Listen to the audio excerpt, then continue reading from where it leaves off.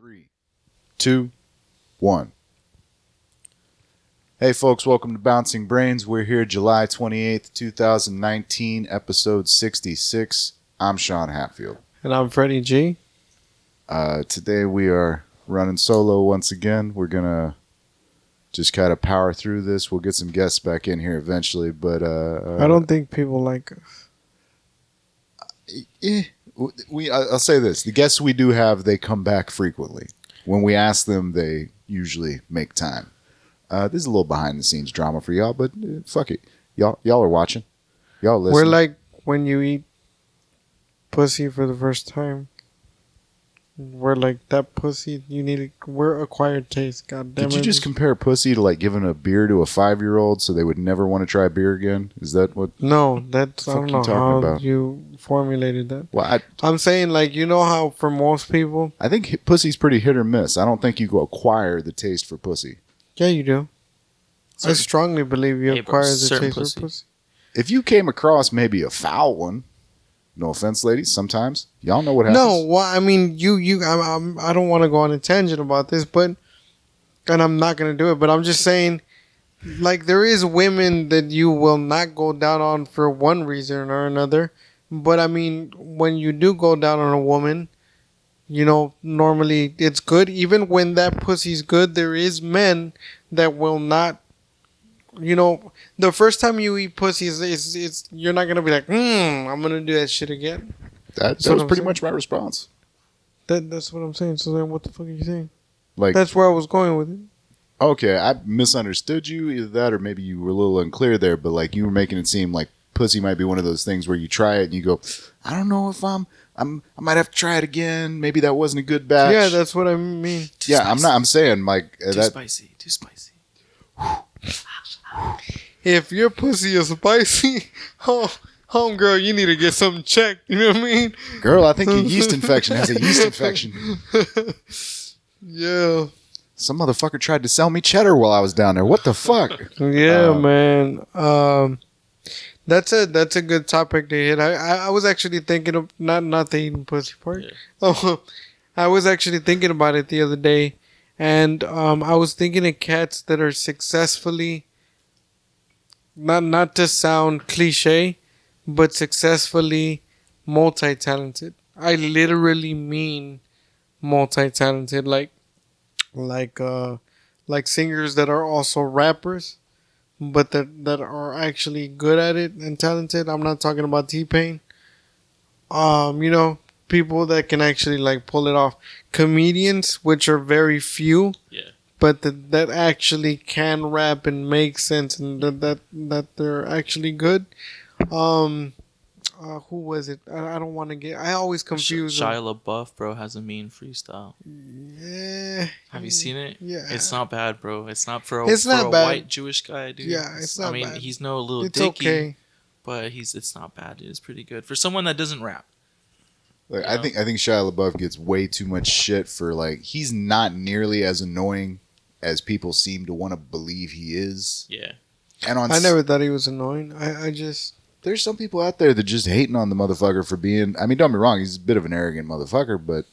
yeah, man. There was that story, did you hear when he, like, got drunk and got arrested? Most people made it out to be, like, this big thing, but he was just the guy that got too drunk and went to the wrong person, like, trying to, like, be drunk to them, you know? Yeah. Was that person a cop? Yes.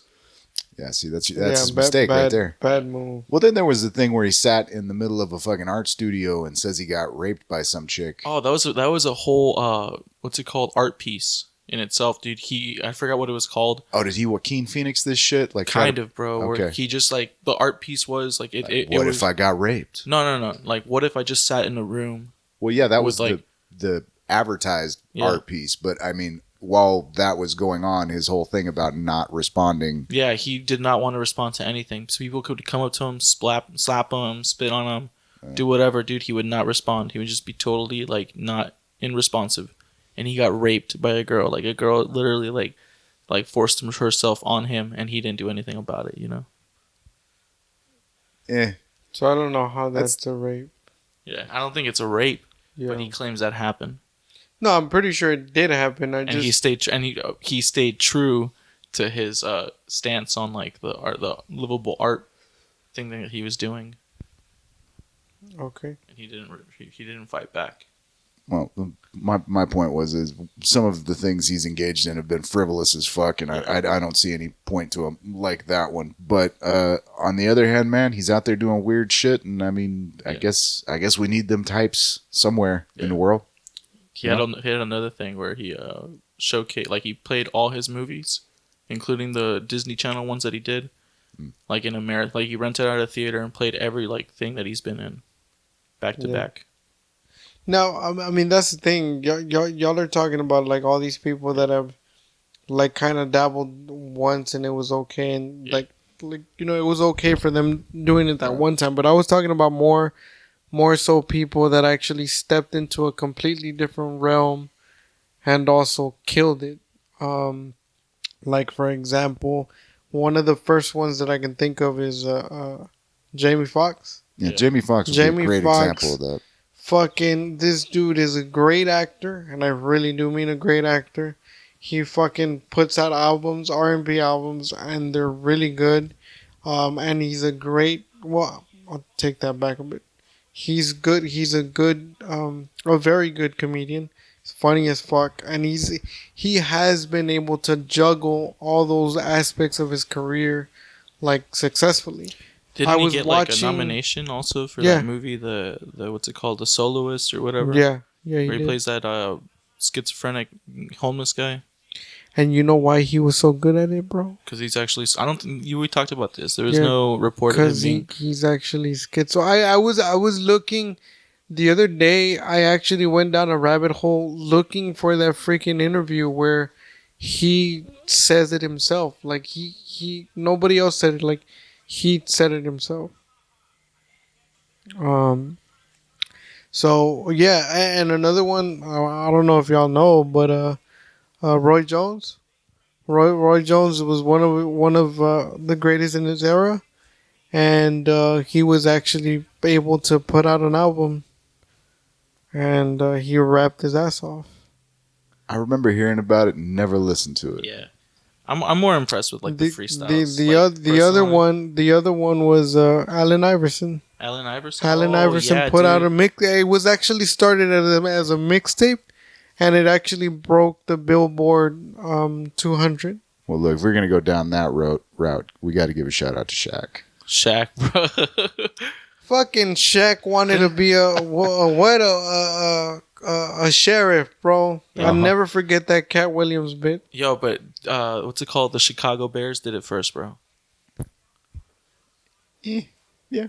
Chicago Bears? Yeah, I'm confused. The Chicago. They put out, oh, you've never seen that? Pull up that music video. Yeah, I feel you, man. The people that do have like are not only multi-talented but also are able to get into whatever field they're interested in as well. What we were talking the other day about that, just as an odd example, Dolph Lundgren, fucking chemical biologist and fucking. Oh yeah, dude. Yeah, I think he even teaches or was teaching at one point. You got what's his name? As much as I don't like the asshole, Brian Johnson from Queen. Oh yeah, Brian May. There you go. Which one's anyway? It doesn't matter. That guy, bit of a prick, but fucking smart motherfucker, man. Oh yeah, dude. I believe he was actually engaged in a few research projects with radio telescopes or something like that, man. I don't know. Point being is, King Joan is an actual cardiologist. Yeah, oh man. yeah, can't that could be the Hangover guy. Yeah, that guy was. Yeah, he's a legitimate cardiologist. Yeah, bro. He makes me feel better about my penis size. Yeah. This is no. He still gets more pussy than you do. I guarantee. He's married, bro. I guarantee that motherfucker slanged that little dick like a motherfucker. I'm pretty sure he did in a former life. Yeah. I don't know whose karma he fucked up, or I don't know. When he came back this time, he got a little dick. Well, point being is, man, the guy's doing all right for himself. Though I did watch that last special that he did on, I think it was Netflix. Yeah. And somebody needs to fire the sound guy on that. And yes, I'm aware if you've listened to more than one of these episodes, you probably got your own complaints about my sound audio engineering. But I think Freddy can attest, man. I at least put some effort into trying to record some live shit. Yeah, man. You know who's not that bad of an actor for him not really being a real actor? Ludacris, bro. Ludacris. Fuck yeah. He's a very decent fucking actor, with the exception of Gamer, bro. That role in Gamer should have gone straight down the toilet. That's a movie like I think I should have watched, but I just never did. I'll be honest, I've never seen that movie to its entirety, but I've seen like 60% of it. I remember the movie that really convinced me that motherfucker was putting in effort. Crash? You know what? I've never watched Crash. Oh, dude, you need to watch it. I know, It's a Academy badass Award movie. winner and all that shit. It's a badass That's a movie. good one. Actually, I was going to throw out like a role that you think would be kind of cheap, man. Fucking Hustle and Flow, man. Like he He came out in Hustle and Flow. That's Yeah. true, dude. and he played a Skinny fucking black. asshole, yeah, man. no, dude. Like he actually made you like, dude, this guy should get his ass beat. Yeah. Like, Yeah. Hey, you guys sleep on J-Lo, bro. J-Lo is multi-talented, dog. look, she just Fuck lost that her mind bitch. at some point. Look, she was all right. A shitty movie again, but Anaconda was Yeah. good. No, I liked it. Think about back when it was made, man. Okay, that's fair enough, man. You I'll guys give sleep that. on Wolverine too, dude. Bro, Get the fuck out of here, man. bro. Ice Cube, dude. Ice Cube is writes. lethal with the Writes, pen, bro. bro. I mean, his Lethal movies, with the pen his and movies the aren't movie. like Oscar-worthy movies, but you know they're timeless pieces, bro. I think some of them can be, dude. Like what? Boys, well, no, that wasn't. Without, his he didn't movie. write that, yeah. Dude, Friday. He actually I co-wrote. believe He was- co-wrote the first one, Yeah. The and then the last two were all him. yeah. Really? Yeah. Yeah. Let me see. Let me bring it up. Yep. Okay. Dude, yeah, Right on. Ice Cube, man. That motherfucker. And then people, well, I mean, this generation, my generation doesn't, but this generation completely is oblivious to the fact that he's at heart and soul a rapper. Yeah. And he's a fucking mean ass fucking rapper. Yeah, look, you got it right there. Next, He was an actor in Boys in the Hood. Friday, he produced, screened, and that one. But look, watch. He didn't direct it. He didn't direct it. It was written by Ice Cube and DJ Pooh. Yeah. And then the next ones, Which, for the people that don't know, is Red. yeah, Guy that got knocked the fuck out. He wrote The Players Club? he wrote the Players he wrote Club. The Players Club. The God next damn. one, it was just Ice Cube. And that's a bomb ass fucking movie if you haven't seen it. We've talked about that before on here, Yeah, man. That man. movie, like, it seems like it's just going to be like a mindless little, small time gangster film, and like it's actually got some Yeah, dude. man. leave you thinking about some shit, man. Barbershop, bro, was my all favorite. about the Benjamins, man. All People slept on that fucking movie too. It's a really Yeah. good movie. I liked it a lot. But I think part of what made that movie was honestly, Yeah, and people may disagree with it, but Mike Epps. yeah. Mike Epps played that role to the T, bro. Last Friday, bro. It's coming. And he's actually, I think he teamed up with DJ Pooh to write it again. It's coming, dude. Okay, so him and DJ Pooh wrote. Wait, they already have first a one. budget for it? Oh Okay. no, that's Friday, bro. You got me excited. I wanted to see the budget No, the for last Friday. last, yeah, no, it's still Fist Fight. He wrote acted in Fist Fight. Okay, I've That seen- was dumb fun, but Have you guys seen Rampart? Nah. no. Look, it looks dope, dude. I never watched it, but it looks dope. I know it was a meme on Reddit for a while because Harrelson went on there to do an AMA and was just like, people were asking him like a bunch of off the wall questions. He's like, "Can we just talk about this movie I'm trying to promote?" Yeah, Yeah, man. That's the guy But who quit smoking weed, dude. Who? Harrison, Woody Harrelson. Oh yeah, yeah. Well, I'm trying to remember where that meme came from, but it was like they asked Harrelson like if he got depressed, and he said, "Yes, I smoke weed because of my depression, and I get depressed when I can't find my bong."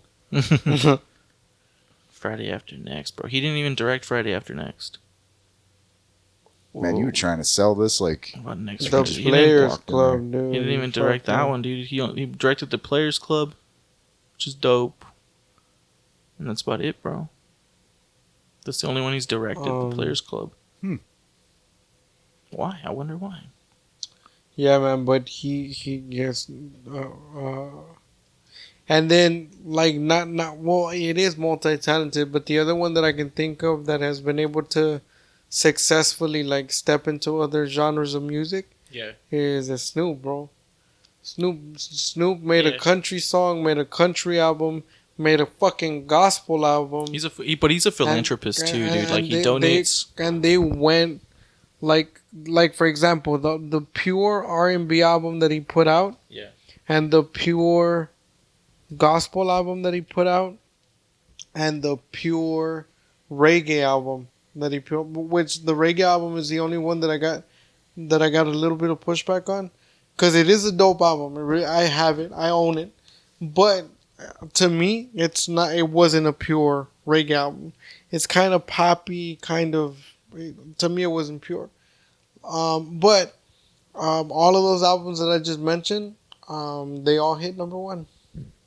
So for you to be able to pull that off, that's fucking difficult.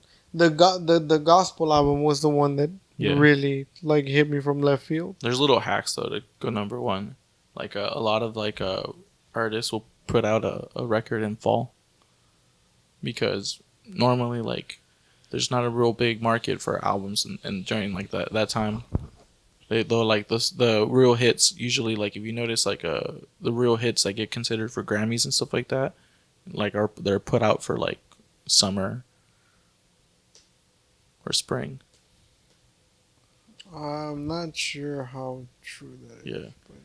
Like I think that's why someone was saying what's his name, when he put out his first album, the Stoney album, that he put it out in the fall. Post Malone? Yeah.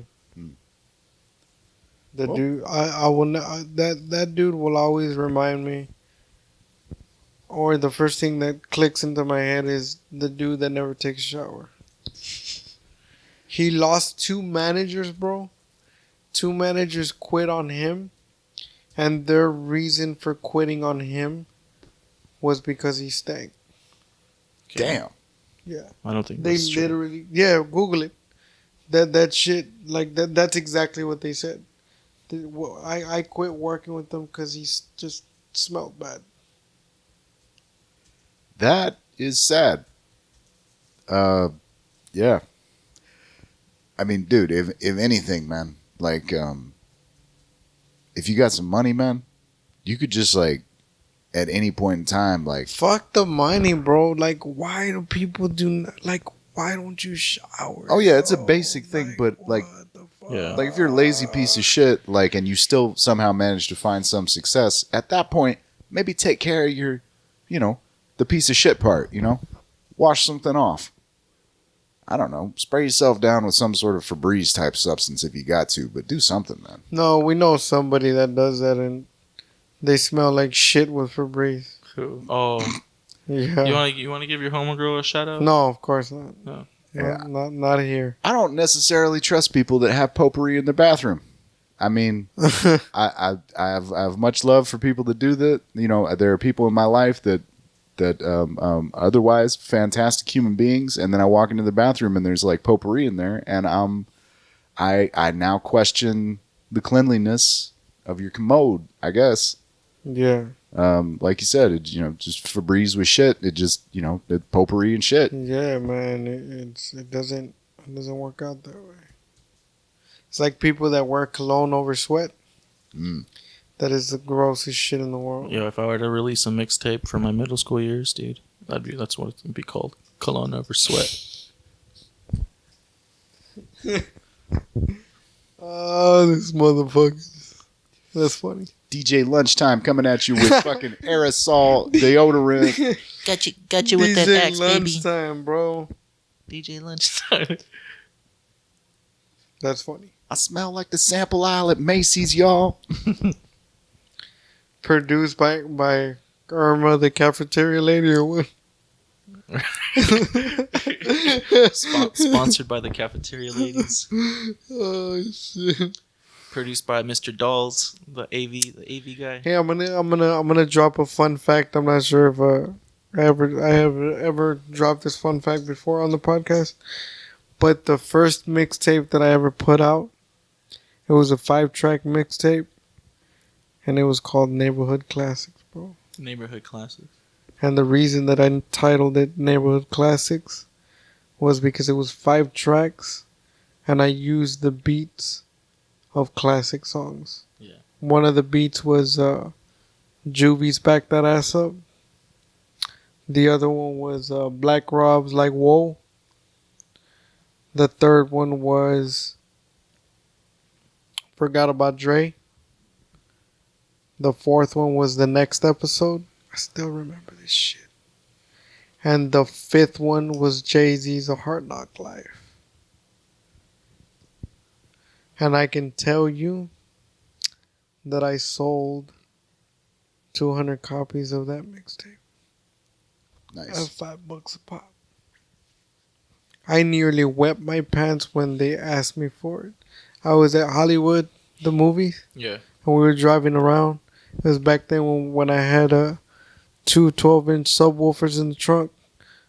Fucking the whole little neon would rattle. And we were just cruising around. And then I remember being with my friend, and we were just jamming out or whatever. And people came up to us, and I had like some of the demos out the window or whatever. And then we just parked, set up shop, and we sold the mixtapes until we got kicked out by the security. They're like, no soliciting here. I didn't even know what the fuck that was when they told me. But all I knew was that meant that I had to leave and shit. But yeah, I sold about 200 copies of that. $5 a pop. Nice. Yeah, man. I remember doing the cover art, just copying and pasting a picture on a on a regular sheet of paper. Yeah. And then cutting it out. Yeah. Well, as we've mentioned before on here, man, there is so much, so many resources that are available to the DIY artist at this point, man, that it's almost a shame that you don't see more people. I mean, it that kind of goes to the idea that, like, the motherfuckers that are going to do it regardless. And, like, doesn't matter how easy you make it, you still got to have the ambition to go fucking do that shit. Yeah. But, hey, man, I've been saying for years, man, that we got enough talented musicians out here. Like, it always surprises me that we don't see people busking. I've seen a couple of motherfuckers downtown in McAllen. Like, one dude had a little mini fucking keyboard set up with a, little amp and fucking... There's that guy that used to play the trombone on the corner of 17th and I think it's Dallas. The tall white guy. I haven't seen that motherfucker. You know what I'm talking about though? I vaguely think I know who you're talking about. He used to go to the open mics at a raid. You know, he used to walk in with his shit. Mm-hmm. And he would just like set up, man, and he would play, and he would put his hat, and like people would just go and like fucking man, that's what I'm talking about. Dump change and shit. Every once in a while, you'll come across somebody, maybe one of the guitarists will, throw down their case and like, do some shit, but like we don't seem to have. It's because I mean, again, I've said this before. Like, I don't mean to shit on my own hometown, man. But here, like people here, I've seen like in the RGV, they really don't support like their local talent. Not unless they've seen you in a commercial, on TV, on like I'll give you some examples, and to the ones that are making it, man, hey, get your money, you're good, whatever. Like, I'm proud of you.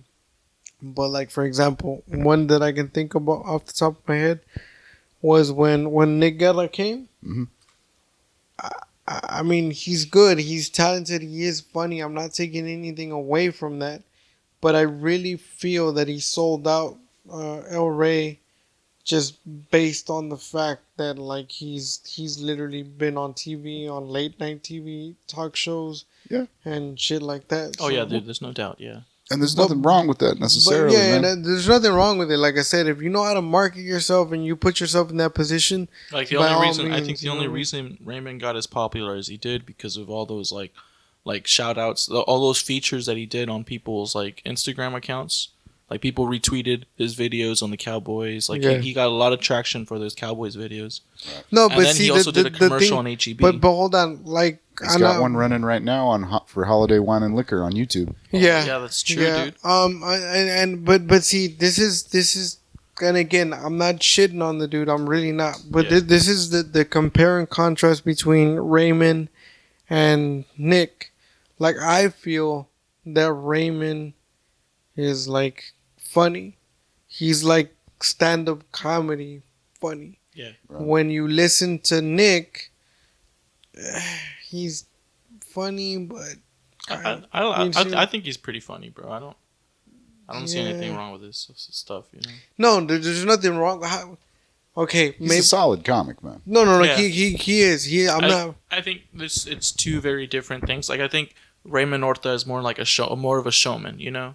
Yeah, Like he's got a lot of like physical to his stand up, yeah. and I think that's like a trait that's just uniquely him, you know.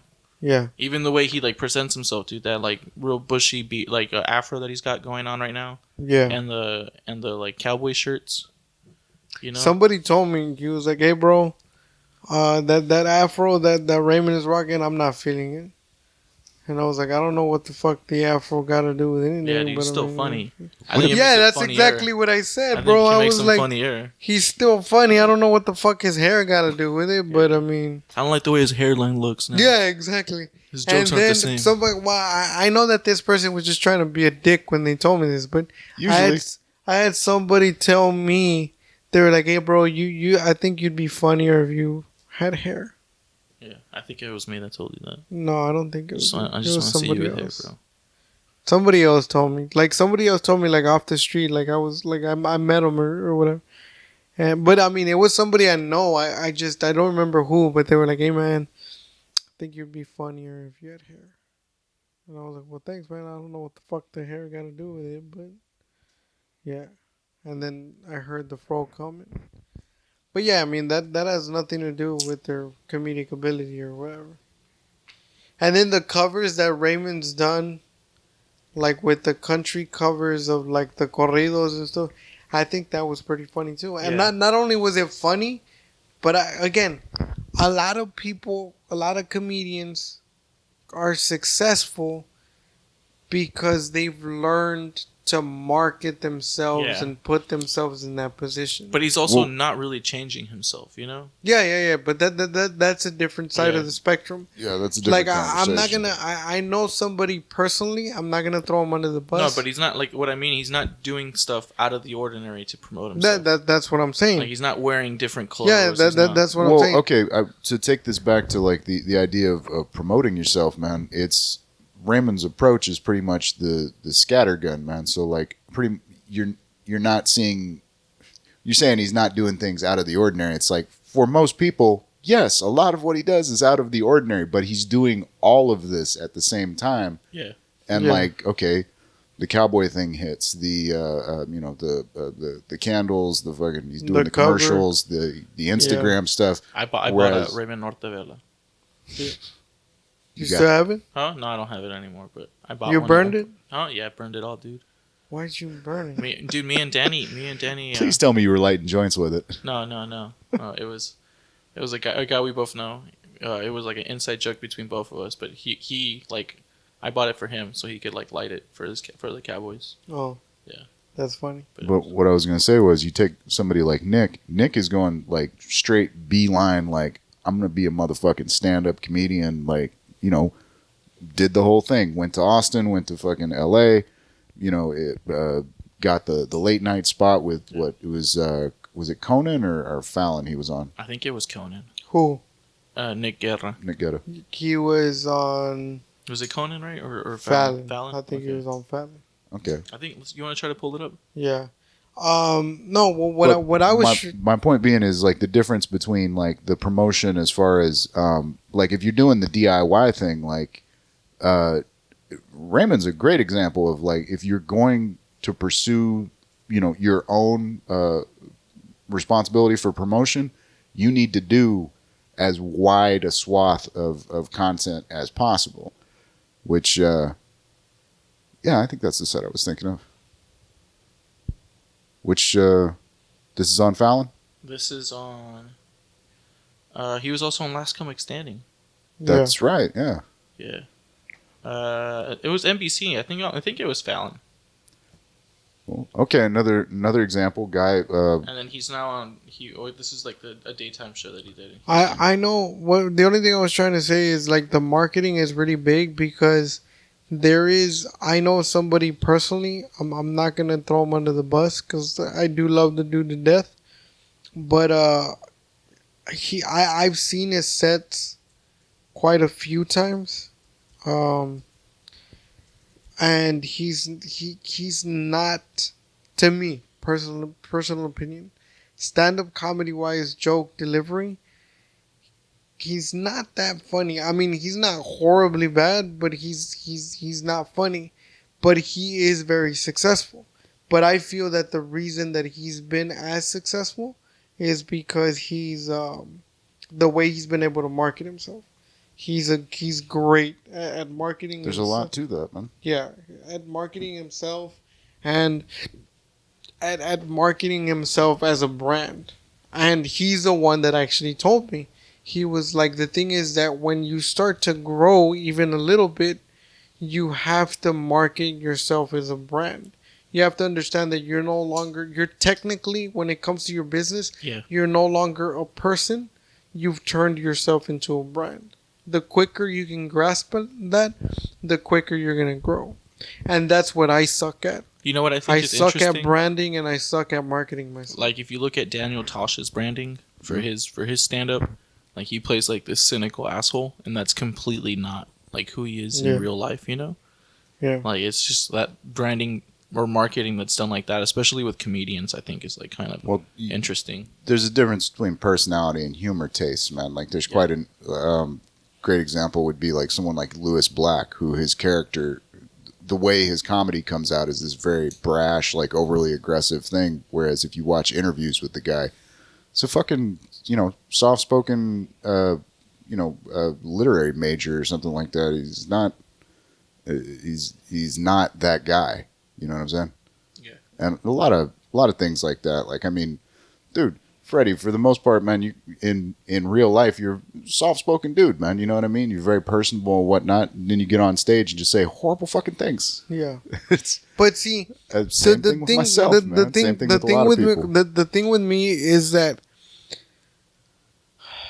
ever since I started my comedy career, or like that I wanted to do this and tell a joke on stage, like that was a click, that was a switch in the back of my head.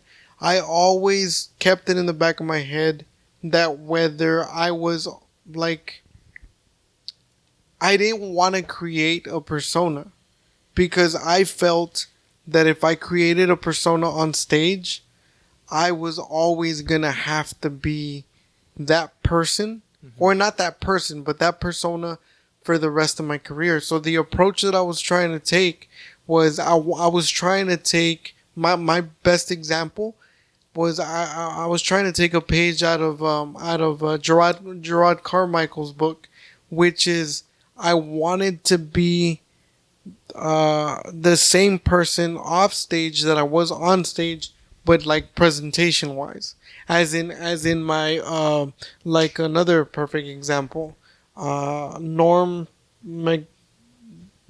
Right. Yeah. Okay, he's funny, but he's very flat and monotone. But he's like that across the board. Yeah, across the board, yes. Right. So then you watch me, and when you see me on stage, like a lot of people tell me, it's like, dude, like there's no, you're not like out there like most people. And they ask, there's been a few people that have asked me, like, is that you? Is that your persona? Is that but that's because like that's me. Like I'm not trying to be like a Jamie Foxx that's very very flamboyant, very out there because Well, to throw a kind of counterexample, man, someone like Hannibal Buress, where he gets on stage and has kind of that almost flat, consistent tone. Dude, But then that's crazy. You That's listen crazy to him that you off say stage, that. and he's a lot more like you know who told me? You know who told me that, Leo? What? Joe. Joe told me that my best fit to open up for a famous comedian would be Hannibal Buress. Dude, if you ever had the chance to, and he's like, the reason being is because y'all have the same, the same almost delivery type, and almost the same kind of content and jokes. And I started listening to more and more of like Hannibal Buress stuff, and it's true, bro. Like his jokes are pretty fucked up, but he makes them seem very nice. right. It's conversational almost. The tone that he takes. Yeah. It also has like some sort of like childhood wonder. Like he says this with like, "Hey, how about we just do this?" Like, and just like Exactly. it just sounds like some of the stuff he says just sounds silly. Like they're honest questions, Yeah. Right. but it just feel like they're coming from a child, And like with me, like childhood perspective. Exactly. Well, that's kind of where I was going. Where when you listen to the interviews that he does, radio or something like that, like he's got a lot. How do I put it, man? There's a little more character to himself. Like I'm not saying flamboyant. That's not the right term, but there's more. He's louder. Yeah. And a little more cynical. You know what I mean? Yeah. Well, Which is the opposite of say like. The other examples, which was like you go on stage and you're the the loud, cynical person, and then you get off and be quiet. Buress has almost done the opposite with that. Yeah, His character on stage is very quiet. Even when he comes out in that show, you guys haven't seen Broad City, right? No. He comes out and he is a reoccurring character in Broad City, and he plays a dentist who's like trying to like very needy dentist who's trying to get in one of the girls' pants, but he does it in like a very Hannibal way. Like it's very much him, and like the same thing with the Eric Andre show. Like he plays a version of himself that's a little like annoying, and oh dude, when he picks his belly button right next to that girl's ear or something, dude, that's like. And that's the point that I've been trying to get across to people. Like with me, like the person that you see on stage, like that's me. Like that's really me. There's nothing behind it. The only difference is that when I'm on stage, I'm literally telling you what's on my mind and the way I think. Like this is really I'm never going to beat the shit out of a kid, but I'm just telling you, if I could, I'd do it at a Chuck E. Cheese. Exactly. You know what I mean? I'd tell you exactly the way I would do it. But I mean, I would never do it. I mean, I love kids, but I just can't tell you that on stage because that's not funny. You know what I mean? Well, you've seen my act, man. I'm very hyperbolic on stage. I say shit where it's like, and that's almost to my detriment because as soon as I get off, man, it's right back to, boom, down to normal conversational tone. Like, it's almost like I've walked by a couple people and it's like, was that an act? It's like, nah, man, that's just really what's going on in here. Yeah, exactly.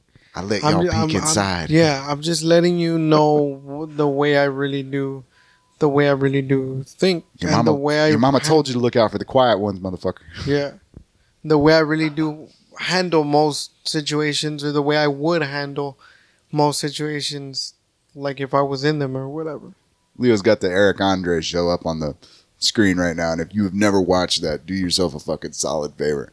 I know that Eric Andre is not for everyone, but Hannibal Buress is just one of like the most solid comedic performances of the last like 20 years on that show. And that dude, man, like I don't know if y'all ever studied his stand-up, but when you study Hannibal's bits, like you were saying, dude, they sound like they're very in the air. Like he just throws the thought out there and lets it float.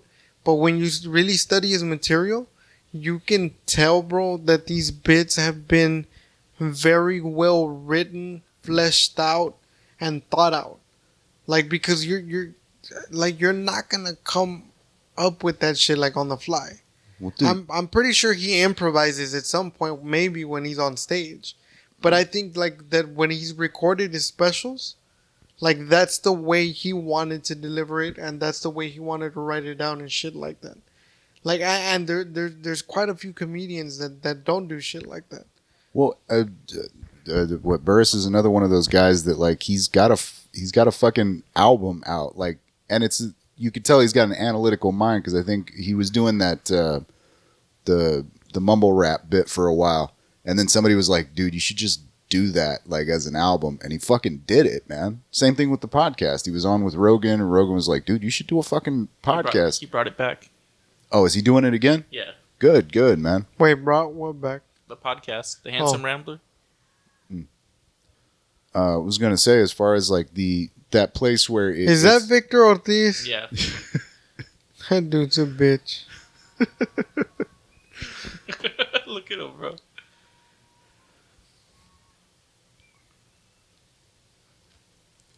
This is not doing anything for the audio listeners. Just like go out, watch Hannibal Buress Best Interjections Part 1. Right. Dude, the whole bit where his wife comes out and starts beating him. You said you were gonna be home 2 hours ago. Yeah, dude. And I think it was Leo, the one that you told me. Leo was the one that told me. He's like, hey man, you got some pretty dark bits that like land and they do make people laugh. But he's like, don't you think they would be funnier if you took the angry approach? Like put anger behind the bits. And I've thought of it, man. And I've actually performed some bit, not on stage. I performed them in front of the mirror. And they actually, well, at least I got the feeling that they did sound better. I just honestly haven't tried it on stage. I do find, And I'm kind of afraid because I don't want to fuck up the bit. well, I was gonna say, man, when you take that route, you have to be. I think you have to be careful when you take the aggressive route because, like, when it works, people are on board. You know what I mean? Because, like, that whole, like, all right, cool, we got a place, we're going, you're fired up, we're going to follow you on this thought. But if you go wrong, you turn the audience off sometimes with that. Yeah, man. Like, exactly. I got on stage And blitzed there's only a couple some times. people, and there's only, like I said, there's only some people that can pull it off. Like, for example, Bill Burr. Bill Burr can pull it off nicely, but I mean that comes with years of experience. But he's got it down to the T where he's made it work so much that it's believable. Well, if you go back and watch his older material, he was a lot more friendly with the audience. Yeah. You could tell he was trying to mask the demon inside that was screaming, kill him all. Yeah, but he was more offensive. I feel like when he was starting off, he would go after more controversial topics. Yeah, and then now I feel like there was that bit where he was like talking shit about like veterans. No, fuck no, I'm not gonna like.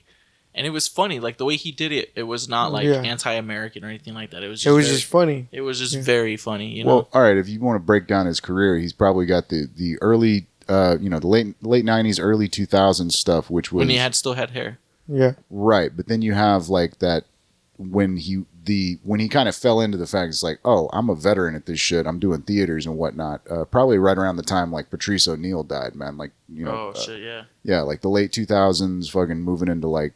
But then you get the bald-headed, married with a kid. Bill Burr, I don't think he's softened anymore. He may be a little more forgiving. I didn't take into account like the hair days. Like I was just like considering like the no hair days. Like the hair days, I don't know. Like I never listened to him during when he had hair because to me he just seemed like he didn't seem that funny, bro. There's that great special. What was it called? When he went bald, he got funnier. Like that's when I started paying attention. True that there's some truth to that, but there's that one special where he had hair, where he has that bit about you shouldn't beat a woman, but you could. What was the name of that special? Oh fuck, I don't remember. If you listen to that special, bro, that fucking special is hilarious. But he had already started bringing he was already like channeling the anger at that point. That's the one where the lady walks, or the lady says something. He asks the question to the audience, and she goes like, "Answer him," and he goes off on her for like exactly 2-3 minutes. Yeah, Yeah. Always this one bitch in the fucking front row. I'm trying to film a special here. Yeah. I think the hairline was receding, so he was already getting some sort of resentment for life. Yeah. Yeah. He the other bit that I love about him is the bit about the lotion.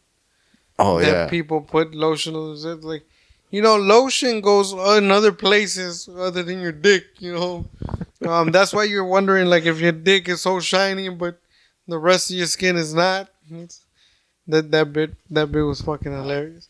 But the only reason I point out that special is because, like, when he still had a hair, but you can still feel the aggression and the anger, and it was funny.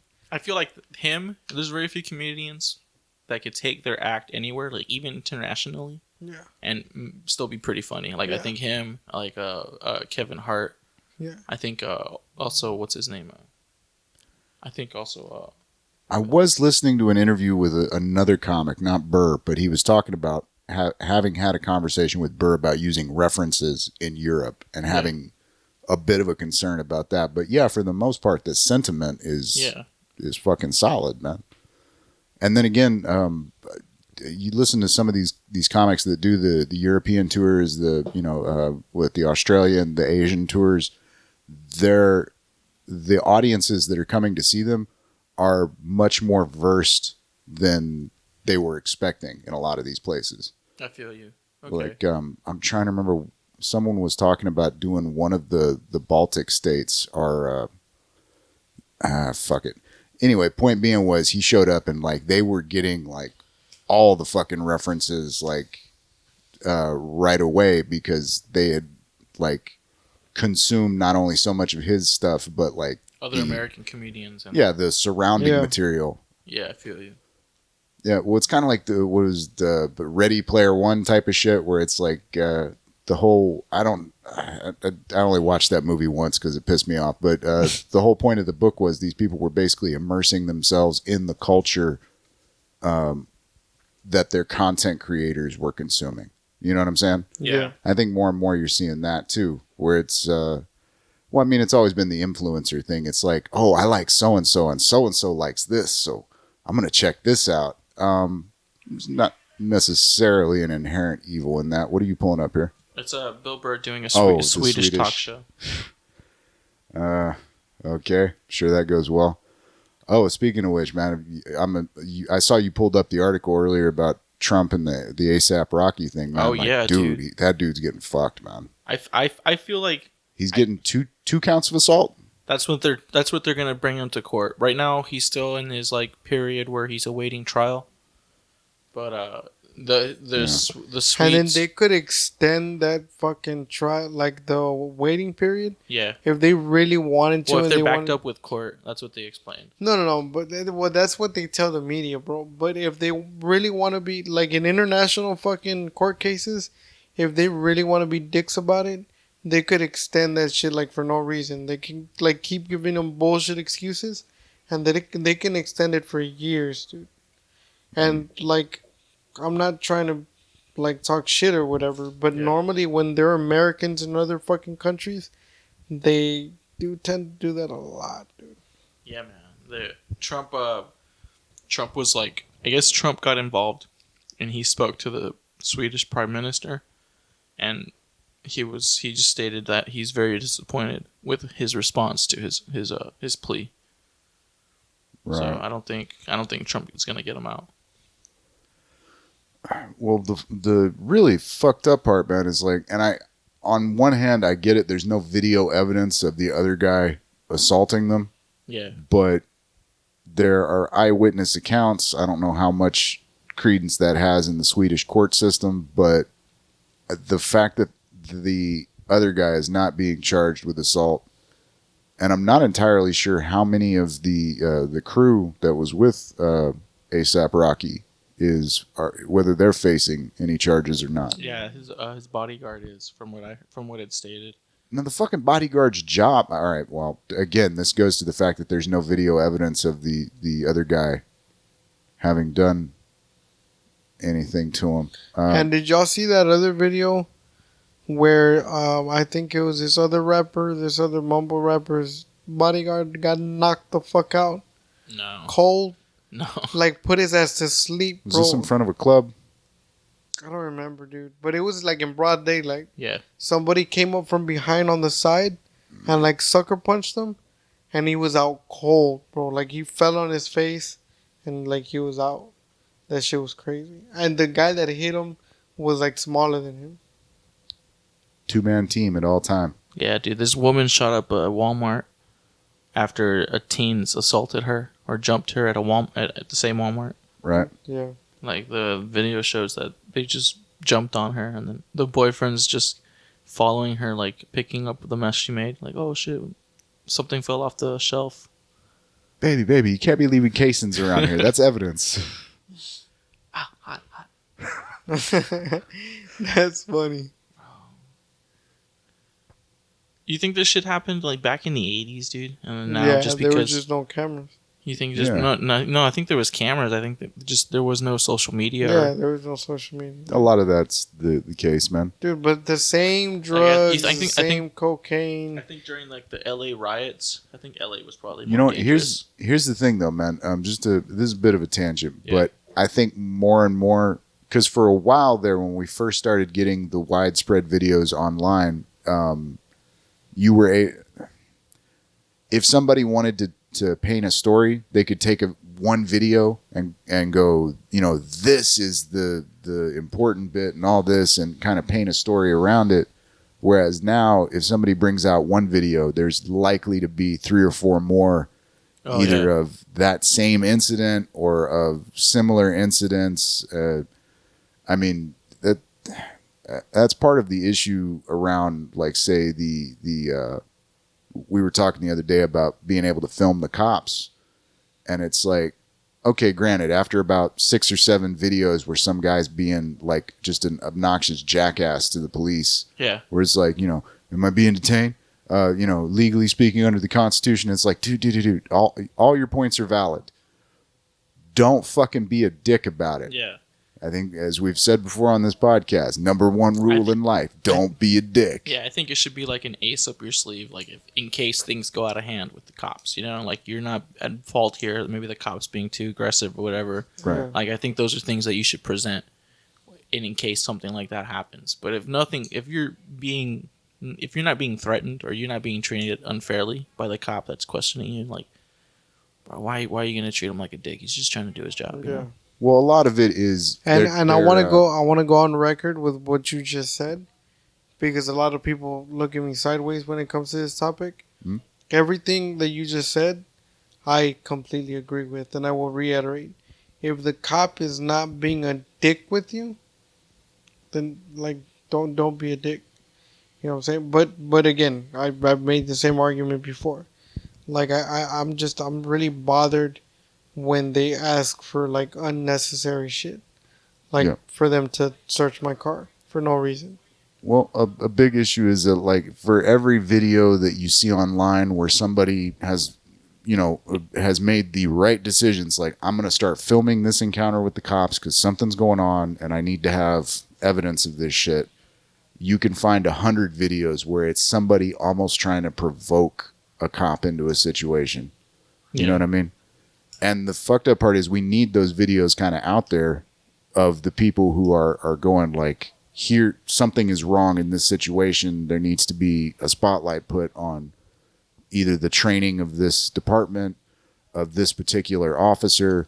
I mean, there was that one dude up in, it escapes me where, man, but they had him, the department had basically made him the spokesperson for their Instagram page and shit. He was out, doing the community meet and greet type of shit. And then there was a video that came out online of him like just decking this dude in the face and like threatening to beat him with the butt of a shotgun over a noise complaint. Yeah. You know which one I'm talking about? No. I'm not gonna lie. No. And the fucked up part. Okay, all right, I'm not going to go into the details. My point being is we live in the age of over information almost on some part. So like at some point it gets to become I almost too find much. it hard to believe that there wasn't more video evidence coming out in that whole ASAP Rocky thing, man, because they were standing on a busy business street I'm sure they're. Well, I mean, it also looked like they were like coming up or down an alleyway, so I don't know how. That's true. How fucking public it was to like the public eye. But So when he threw him, it was on a street. Like that's what I think worked to his worked to his disadvantage. Yeah, was that he got thrown. Like the most vicious part of that encounter was in public view. Y'all keep going. I need to take a piss. The stuff that where it was being recorded, where the video evidence would be more beneficial, was all in like an alleyway. Well, and as I said the last time we talked about this, man, the fact that the most prominent video out there was him throwing that guy across that alley, and then all of them dogpiling on him. It's like, look, I understand in the moment shit gets heated, but you got to be aware of what you're doing. Like, first of all, the bodyguard should have been doing his damn job. He should have been the one taking care of that stuff. All right, but point being is, dude's going to get screwed because of the way that the Swedish government is choosing, or the Stockholm government. I don't know how the hell their court system works over there. Yeah, but I think he's gonna get some time. He's gonna have to do some that time. seems to be the way it's going. Yeah. Either that, or they drag this shit out, and fucking yeah, man. Have you seen the Once Upon a Time movie, the new Tarantino movie? I have not. I actually was texting with a buddy of mine earlier. We were talking about going and checking it out.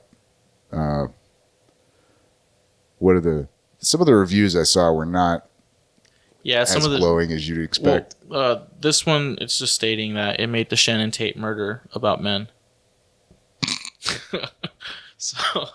So maybe there might be some reviews out there stating stuff like that. So it might be kind of biased, but I'm still curious to see what. Well, a lot of the stuff I had been reading and listening to was that the early promo made it seem like it was going to be about the Manson family. Yeah. And it's not. It's about these two characters, the actor and the stuntman, kind of going through their, interactions in life. It's gotten pretty good reviews. I mean, I think it's got a 85 on the tomato rating. I will say the last Tarantino movie I went and saw in the theaters was Kill Bill Volume 2. Are you for real? Huh? Yeah, yeah. Yeah. So in your mind, I mean, I guess which Tarantino film is like the best, like in like regards to like film, like cinematography, editing. Dude, Desperado, bro. What? That's not a Tarantino film. It's a Robert Rodriguez film. Wait. No, which one was the other one then? Dust Till Dawn? No. That wasn't him, was it? What? Yeah, He didn't that was direct that. him. He just started in it. I think he was producing. Oh, okay. No, the other one. No, like wrote, directed, and did the whole shebang. Oh. If I was going to show someone Tarantino, man, Because I think there's a difference. Like, don't say your favorite. Just say like the cinematonics, like cinematically, like greatest. I would definitely point them towards Pulp Fiction if they only wanted. If they were like, I'm going to watch one of his movies, and that's it. I'd that say was a dope Pulp fucking Fiction. movie. Yeah. But dude, Reservoir Dogs is a fucking Yeah. I know I agree. people that is still like they saw that back in the day, and that is still like their favorite fucking movie. I think that was his like best, cinematically speaking, like his best movie. Like the storyline, the way he framed most of the shots to like play in with like the flashbacks and the cutbacks, and he had something like he basically told a simple story in a kind of complex way, and it made it see like it was pretty good. I'm a fan. Well, Reservoir Dogs. Yeah. Look this up. Correct me on this if I'm wrong, man. But I believe it was Tony Scott that directed True Romance. But on some level, like I almost want to say my favorite Tarantino movie was directed by Tony Scott, man. Because right. Yeah, he directed Tony. Yeah. Yeah, and had a bit of a sad ending himself, man, with the whole bridge thing. But my point being was he managed to take that movie is quintessential fucking Tarantino once you know Tarantino.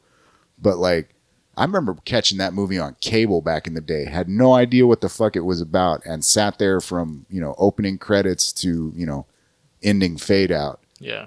That's just a great fucking movie, man. And you got a bunch of actors in there just doing like, Christian Slater was kind of like the lovable loser, but he wasn't like, that was the first role where he was kind of actually, like a heartthrob. This turned the page to like, I feel like the next side of his career. Yeah, man. Yeah. And then, what's her name? Patricia Arquette, I think was. Yeah, it was Patricia Arquette. Yeah. Dude, she was fucking great in that movie. And then, not Hoffman. What's the guy who played his dad? Just that whole exchange between him and fucking oh shit. Let me pull up the IMDb. The actors' names just fucking completely fled from my head. Probably needed at least 3 more of those rock stars. What's his name with the fucking Dennis Hopper. Dennis Hopper. Yeah. But Christopher Walken. There you go. Dude, that is a vicious and classic exchange, man. When they got Hopper tied down and oh yeah, dude. He goes into the whole thing about Sicilians and just that fucking like you can see Walken just like putting out that quiet anger, man. That is a fucking heavy scene. And you can make some arguments against Tony Scott, man, with the whole you like to do the weird mood lighting with the smoke machines and all that shit, but god damn, those movies look good. Oh shit. You've seen this movie, right, Freddy? No. Do yourself a favor, bro. I'm pretty sure you can find it real easy. Yeah. And it didn't get a lot of love when it came out, man, but like it's definitely one of those that like once you watch the movie, you can't deny it, man. And it ends on one of those like it seems like a positive ending, but it's one of those is like, oh, this bitch could have made this up. This could have ended much worse than it actually seemed. Is it better than Scent of a Woman? Scent of a Woman? Yes. I don't think I've ever seen Scent of a Woman. What the fuck is that? The fuck out of here. Scent of a Woman. That's why I knew I was going to get on his nerves. Hey, I man. think it's kind of like up there with like... that's a good Pacino movie, man. Shit. What was that? Yeah, we had this argument, right? You disagree with that? About what? Scent of a Woman? That it was a great Pacino movie? I've never sat the whole way through it, man. Like, look, Pacino, I can watch Pacino in pretty much anything, man. But, hell, man, one of my favorite movies of all time is Any Given Sunday, man. Fuck yeah, bro. It's fucking brutal in that movie. Yeah. Him and Jamie Foxx just acting their fucking asses off, man. He's really good at playing those kind of characters, bro. Like power hungry, like the one that I also watched and he played a great role was most recently was when he played the biopic of Phil Spector. Haven't seen it, man. It's good. It's pretty good. Yeah, it looks pretty dope, good, bro. He played an awesome role. That there's a scene I'm not gonna give it away, right? But there's a scene in the movie where I don't remember if it was right because we all know how the fucking turned out. So it was right. I don't remember if it was right before the murder or after, where he basically goes ballistic, and just the acting, bro. The acting, I'm not gonna lie, it gave me chills. There's this movie, like it was. I think this movie might be a remake, but he did this movie with what's it called? I'm not gonna lie, for a second I thought you were gonna say Dick Tracy, and I was like, oh yeah, no. We don't talk about that one. He did this movie with Christopher Walken, but it was nowadays. It was I think it was Stand Up Man, or what was it called, bro? Heat is pretty good too. Fair enough. Let me see. I think it might have been 2010. God damn, this motherfucker doesn't take time off. No, dude.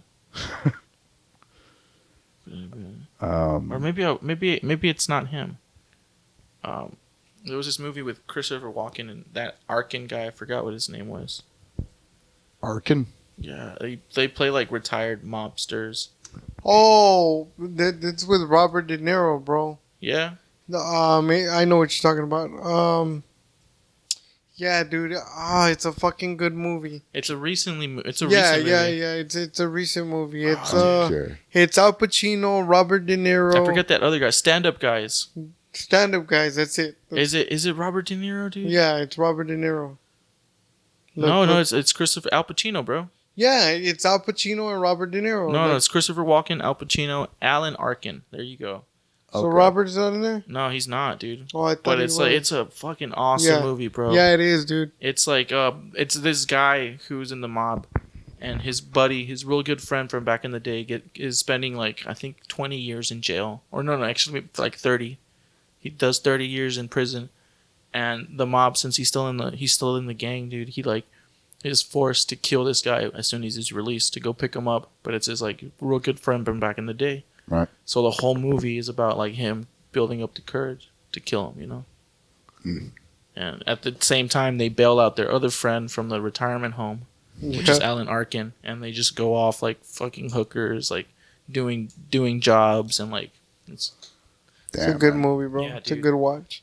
It's a good bedtime story. You guys dig Robert Redford? Robert Redford. Who's that, dude? He just did a movie maybe about a year back or so called Old Man and the Gun. Doesn't Robert sound Redford. familiar. Oh yes, dude.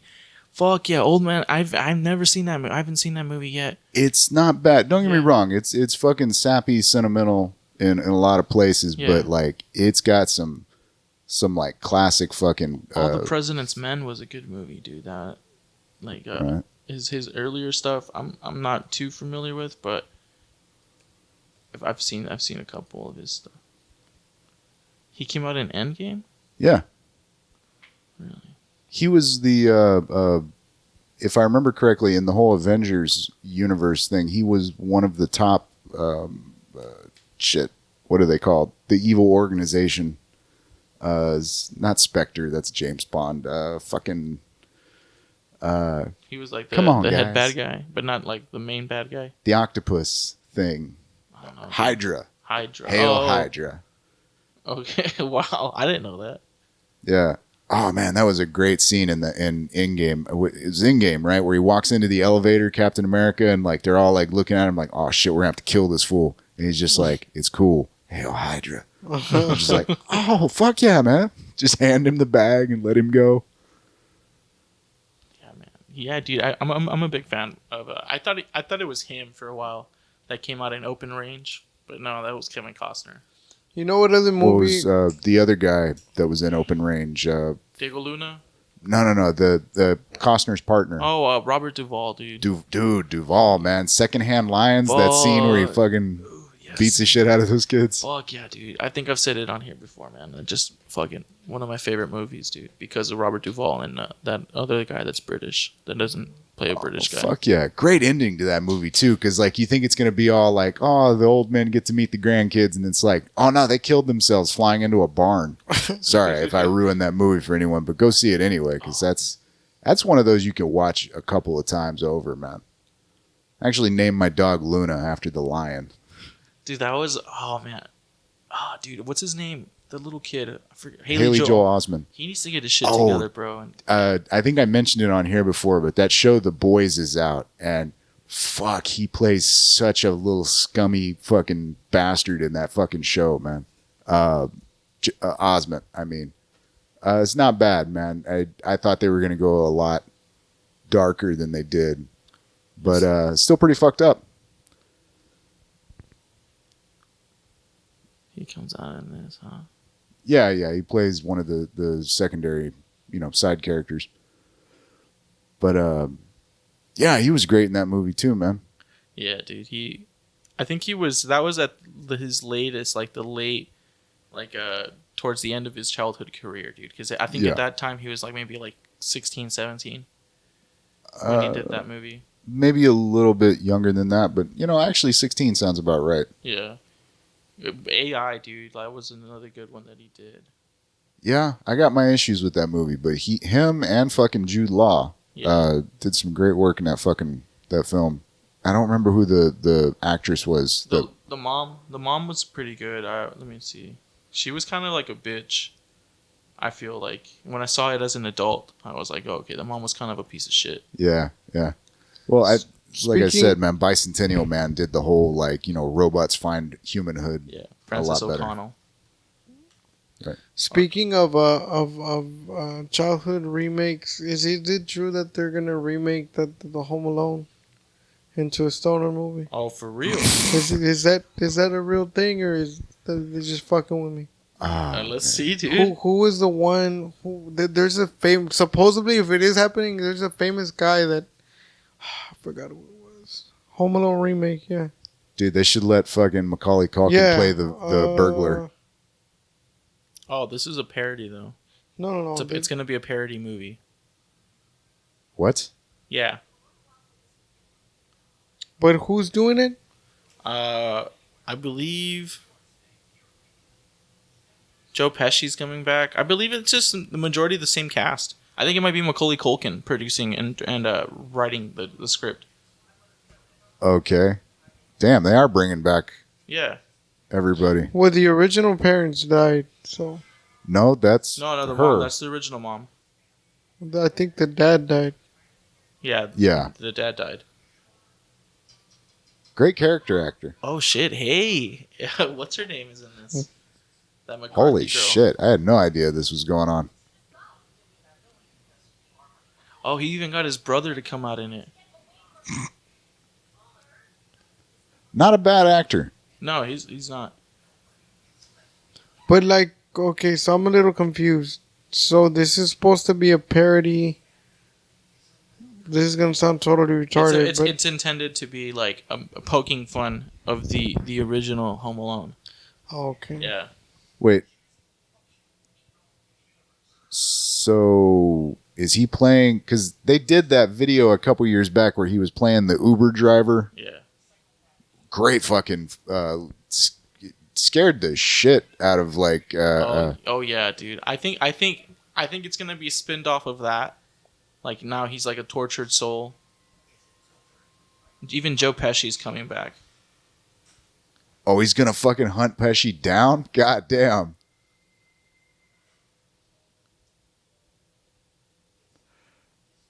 I would watch this. Yeah, I was gonna Oh say. All no, right, dude! I'm gonna watch it.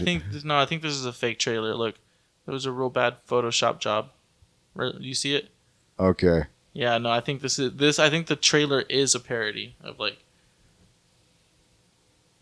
Okay, so that literally was the clip from him sitting in the back of the car Yeah. from the. Yeah. Okay. Fuck this. Get the fuck Home out of Alone here with this shit. remake. Because there's a famous actor, I believe, that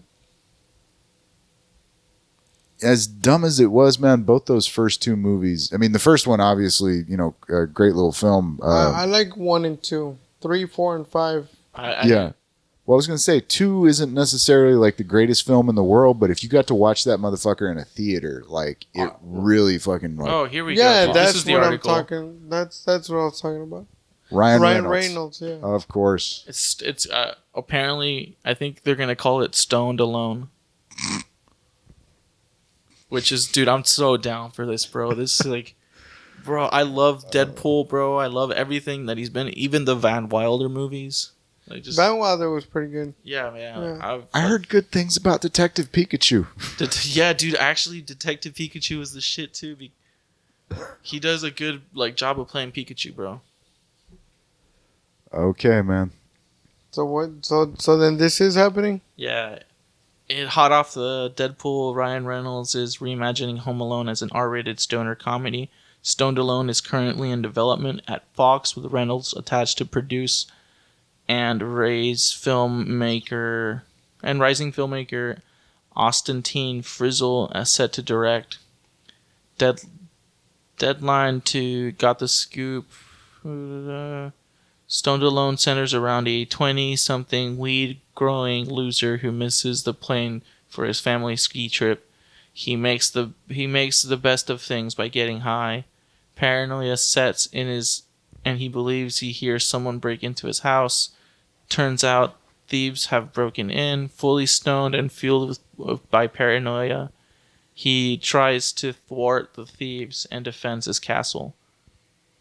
Script has already been penned by the package writer Kevin Barrows, Max Midler, Macaulay Culkin, the child actor who played 8-year-old Kevin McAllister in the first two, is now 34 and looks the part. 37 and looks the part. Doesn't say he's attached. No. They're kind of suggesting that it would work. It would work. Bro, that'll be cool, dude. Kevin McAllister grew up to be like a pot grower, loser pot like stoner, and fucking all because of the trauma of being left alone, and then it repeats. That'll be something, dude. If they go that route. I don't know if it was that article that I was reading, but the one I was reading, like I was like, yeah, I would watch this. I would, bro. I mean, I don't think it would fuck with. have you guys seen the new Lion King? No. I was gonna say I haven't even seen his Toy Story, bro. I think the only person that did stoner horror movie right was not Cabin in the Woods. What was the other one with Eli Roth? Idle Hands. Oh, dude, But here's the thing: that movie wasn't scary. It was a great movie. No, who was that guy that did that though? He did a couple other horror movies that were like kind of like that. Really? I think so. I think it might have came across him, or it might have been someone doing it in the same style. But what was the one that Eli Roth did where they get the flesh eating bacteria? Oh, Slither? No, the where their skin starts falling off and like that girl and dude are fucking and like the scratch marks are like all bleeding down her back. Let's see, dude. Somebody's dead body gets dumped in the fucking. He directed it, right? Cabin Fever. Cabin Fever. There you go. Yeah. The original one. That remake looked like shit, but the original Cabin Fever band is like one of even the Hostel ones, dude. I mean, there's no like, it's not a stoner. That's what I'm saying though, man. But it's like Cabin Fever was definitely had that like stoner fucking vibe to it. Like, yeah. That fucking part where the dude's trying to go get help and the fucking little weird albino kid bites him. He's like pancakes. I like his relationship. Like I mean, maybe it's like a friendship or whatever, mentorship that he has with Quentin Tarantino and what's his name, Robert Rodriguez. Is that the guy that directed Spy Kids, Desperado? Yeah, it's Rodriguez. Yeah, I like that dynamic, bro. Because when I look at most of his films, it strikes me as like a mix between those two. Like it's visually gory, like Robert Rodriguez, you know, like with all the violence, dude. That's why I found it funny that Tarantino almost managed to kill Roth in that one scene that the Inglourious Bastards where the theater's burning down. Yeah, it was like, oh, and by the way, Eli almost died filming that. Yeah, like, Jesus, man.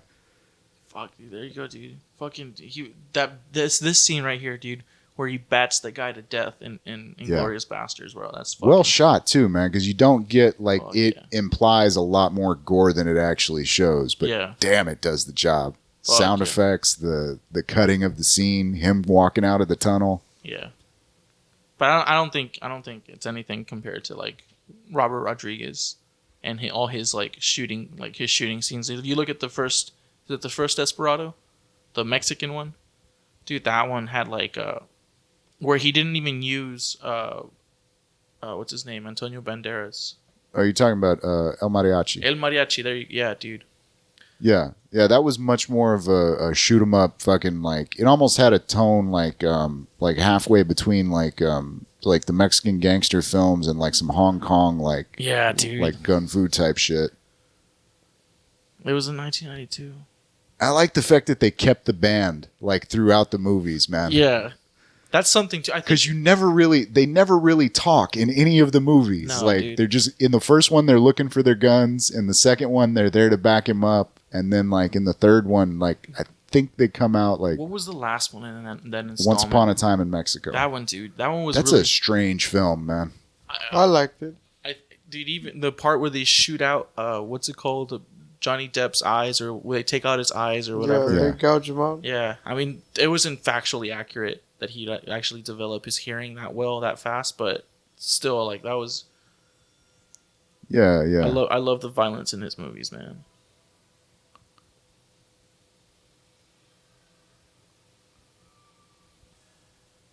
Yeah, by the time he got to the third one, it was almost like that over the top, like supernatural element to it. Like Desperado was like improbable, Yeah. but like still kind of, well, realistic would be a stretch.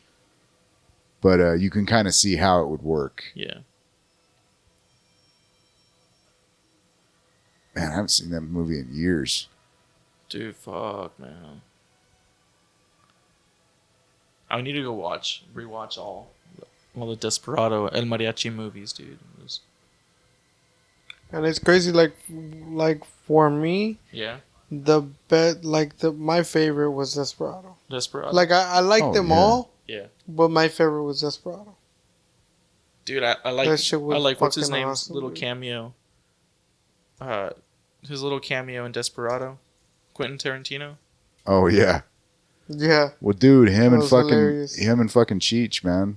Oh, that shit yeah. was fucking hilarious, bro. That's probably one of the best opening, like what, maybe 10 minutes of, He of a pissed fucking film. everywhere except the fucking glass. That was a good joke too. I wasn't expecting that fucking. Yeah, dude, this is fucking hilarious. The whole restroom bit, dude. Fuck. Two cervezas, and this is for you. Oh, it's fucking funny, bro. And Cheech was fucking young in that fucking movie. No, dude. I mean, he's older, but he's a lot younger. Yeah, man. Well, this is what, 90 fucking... Dude, I think this was 96, no? 95. 95? Yeah, 95. Okay. Danny Trejo, bro, he's fucking young in that movie, dude. Oh, yeah. And he has short hair. Did he have short hair? Yeah. He didn't grow out his hair till a little later. I'm I pretty think- sure he doesn't change expression like once in the whole fucking film. Nah.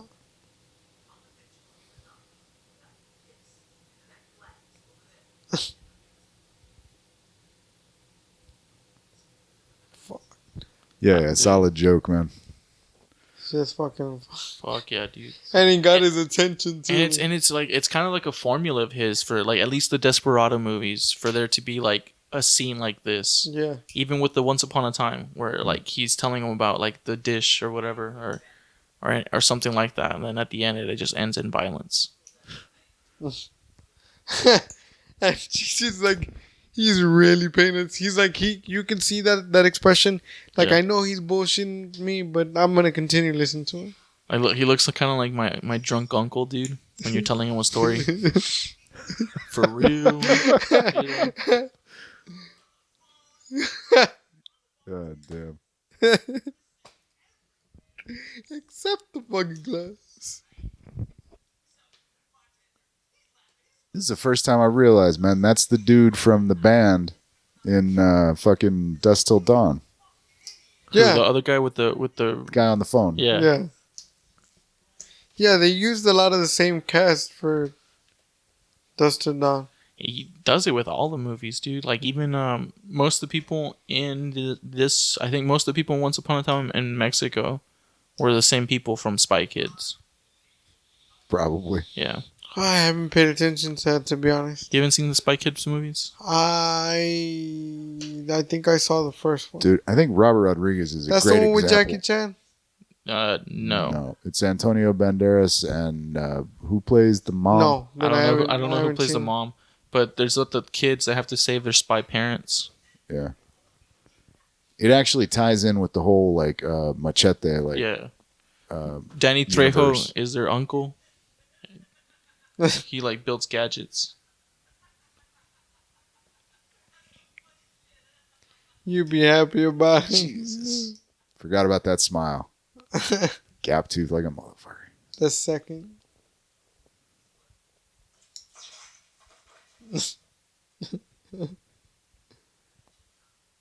And you check that. You check that just fine. Why no? Because me and Bucho, him too. Yeah. Oh shit. Yeah, I was gonna say, man, Robert Rodriguez is one of those guys that like has managed to. He's made such a wide variety of films. Like he's got an entire like younger family oriented following from those Spy Kid and the Shark Girl or what Shark Boy. Shark Boy and Lava Girl. Lava Girl. Yeah, man. And then on the other end of the spectrum, you got the fucking you got us over here going like, fuck, dude. His grindhouse films, like. Oh man, at one point he threatened to make a sequel to Planet Terror, and like I would have been completely on board with that, man. Yeah. That was, as a matter of fact, man, it doesn't get brought up enough, man. And I know people got issue with it, but Death Proof is one of Tarantino's solidest fucking films, dude. man. That was the one. It was Kurt Russell, right? Yeah. Yeah, dude. Kurt Russell was the shit, bro. Oh damn, that bit at the end where Dawson and fucking the other two are going in on him, just kicking the shit out of him. And there was like a lot of movies back in the day that were like those kind of car movies where it was like this like badass in a car, just trying to do shit. Yeah, man. Yeah. I like his little homages to like the past, man. And I think with this new one, the Once Upon a Time in Hollywood. Right. Like it's like I think it's gonna be like another one of those to like the classic Hollywood days. Well, dude, he's even referencing himself at one point because it's got the whole bit where DiCaprio from the trailer where DiCaprio's in the fucking Glorious balcony. Bastards. Yeah. That's so true.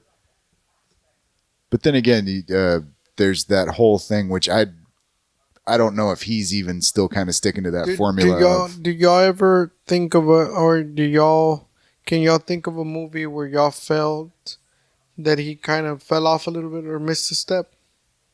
Probably like in Jackie Brown. Really, bro? Yeah, I felt a little bit from that. Nah, fuck you. Now why? Jackie Brown is a fucking awesome film, dude. Like I felt like the story was kind of lacking a bit. Like I liked Samuel L. Jackson's character. I like Robert De Niro's character, but I couldn't like feel for the female character. I couldn't like grow that attachment for her. Really? Like, to me, like a lot of the story, like it didn't like how most people watch that movie and like or rooting for this girl and stuff like that. Right. Like I find myself sympathizing more with like the Samuel L. Jackson character. Like Robert De Niro, on the other hand, like I was like not even the bail bondsman. You went straight to fucking Samuel Jackson's character. Yeah, dude. Yeah, bro. No. I like that little like rat tail that he had. Jackie Brown was a badass film. Fuck yeah. And plus there's the whole bit that he didn't write that movie. That's based on the movie Rum Punch by... Oh, for real? Yeah. That's the same guy that wrote... He wrote a bunch of stuff. 310 to Yuma is actually based on one of his short stories. For real? The name is I'm trying to get it right now. But the point is that's based on a crime noir novel.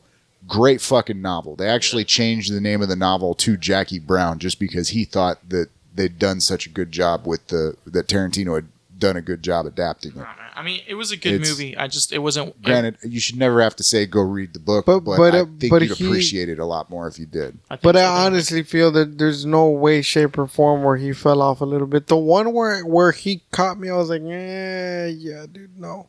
Was the one. What was it called? Fists of Fury or Iron Fists or some shit? I don't think he directed that one. Yeah. I think that was the RZA's direct. Google it because I think I don't think he directed the man with the iron fist.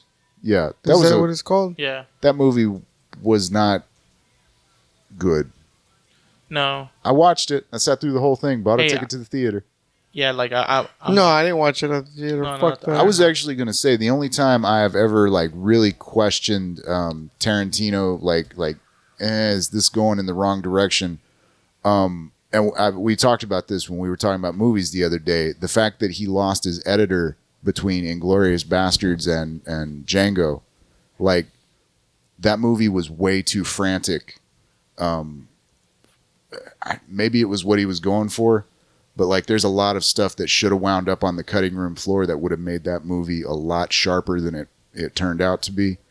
Like, I had to watch Django a couple times before I was kind of like, all right, man, I see where Tarantino was trying to go with it, but he needed a better editor in the booth for that one, which is weird because you get to Hateful Eight, and Oh fuck, that movie is so beautiful, bro. Right, but Yeah. it still has a bit of that frantic, the cuts back and forth to the close-ups. Like, Oh, RZA directed Yeah, that man. movie.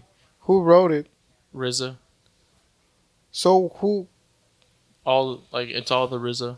This is Eli Roth helped him with the screenplay, I'm guessing. Ah. But it was the RZA's first movie, dude, that he directed and Why am I brought- thinking that fucking Tarantino wrote it? I think it's because it has He a had lot of the same. something- It has a lot of the No, same but elements. I thought he had something to do with that movie. No, Oh No. shit! I take it back. I even liked the transition between those editors. Like I felt like the movies they weren't the same, but I still I appreciated it. I liked the dialogue. I liked the monologues that they were there. I even liked the score for it. Like a lot of people sleep on his scores, dude, but they're little pieces of art in themselves, you know? I will say part of it may have been on me in that I was going in coming off of The same- Inglourious Bastards, yeah. kind of expecting that more epicness to it, Yeah. where it wasn't. It was a much more frantic. It was almost a throwback to the 70s type of thing, man. Yeah, it Like, reminded me of like those old 60s, 50s spaghetti westerns. right. You know, it was just like real even what's it called? The Hateful Eight.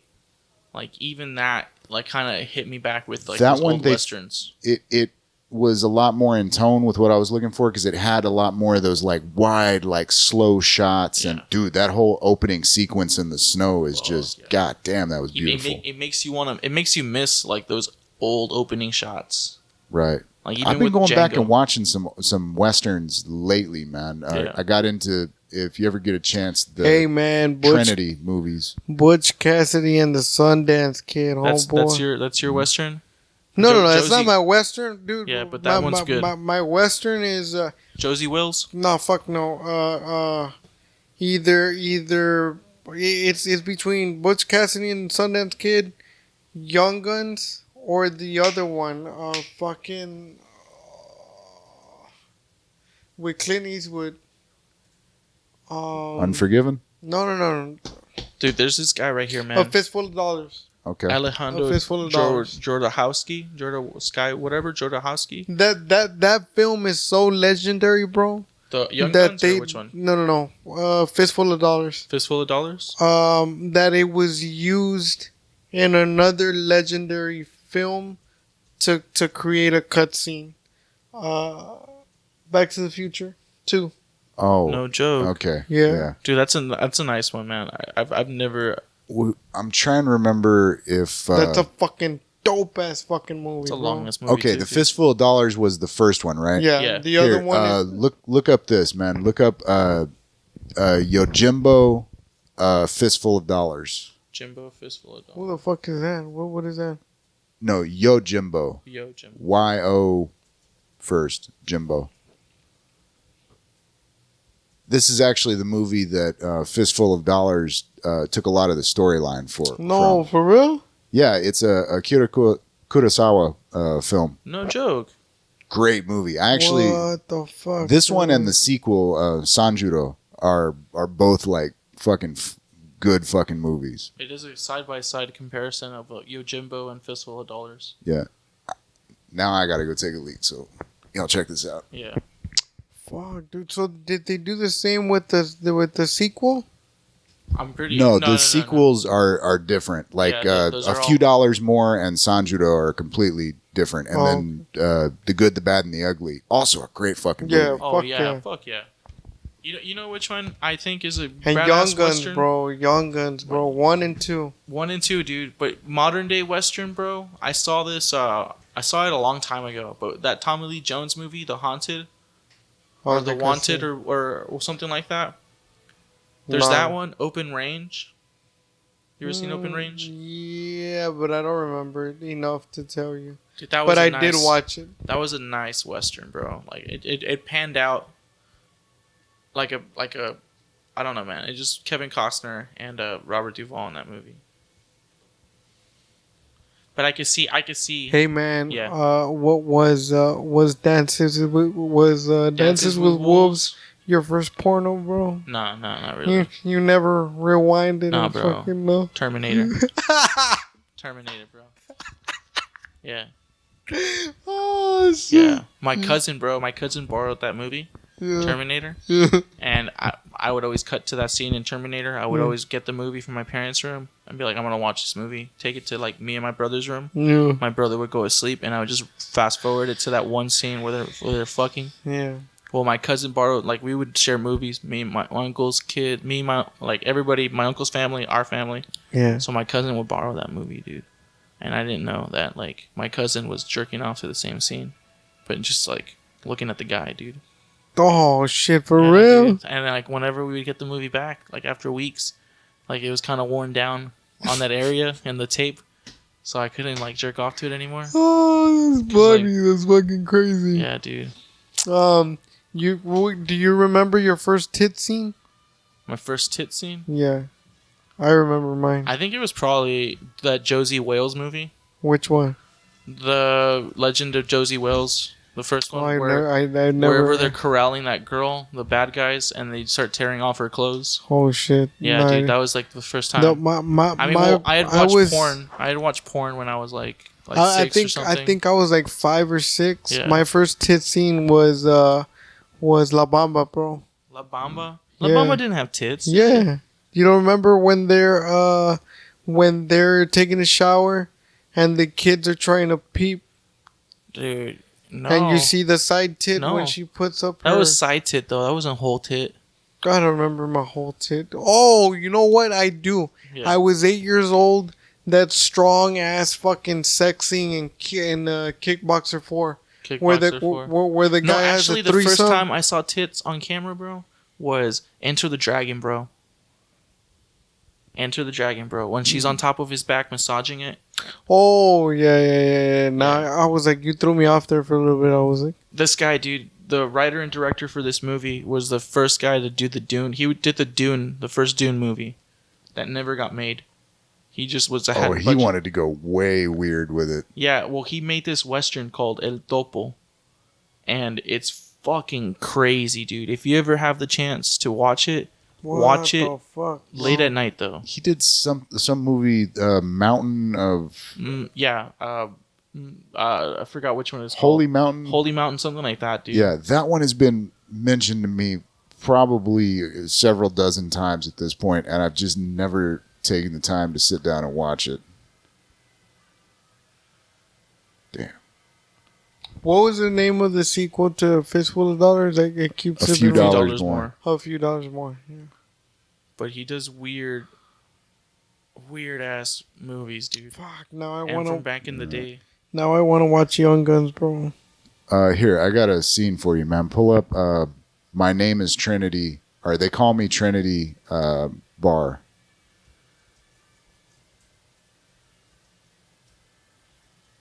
Or maybe it's My Name is Nobody. It's this Italian Western, This guy? that scene from... No, not that one. The poker My Name scene? is Nobody. Nobody wins the drinking contest.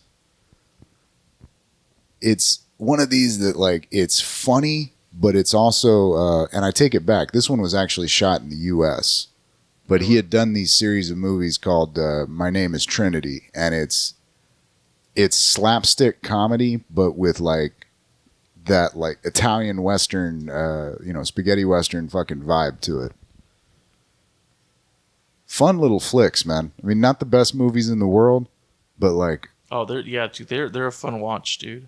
Dude, I tell you what I miss is back in the day when IFC used to run full movies without commercials. Yeah, dude. Yes, and they would dude. do the Samurai Saturdays. Fuck yeah, bro. And play... I'm assuming you've seen Zatoichi. You know Yeah, why they man. started putting commercials in it, right? Yeah, because they were gonna lose the channel. But you know why? No. Because the Sundance Films pulled their sponsorship. Oh, for real. Yeah. They were playing a lot of. I remember they would play the scary movies on Friday. Yeah. Dude, those were awesome, dude. I just would love that channel. Even their shows that they had, man, were pretty hilarious. And then DirecTV lost their rights to it. Yeah, that's the way it goes sometimes, man. The great thing is a lot of that original content is still available online. Pull up. I love watching it. The shootout scene in Young Guns, but I don't remember if it's 1 or 2. There's one where they walk into this like We're at 140. okay. Right on. They walk into this like nice little bar and shit. Let the scene play out first. Man. Oh, It's like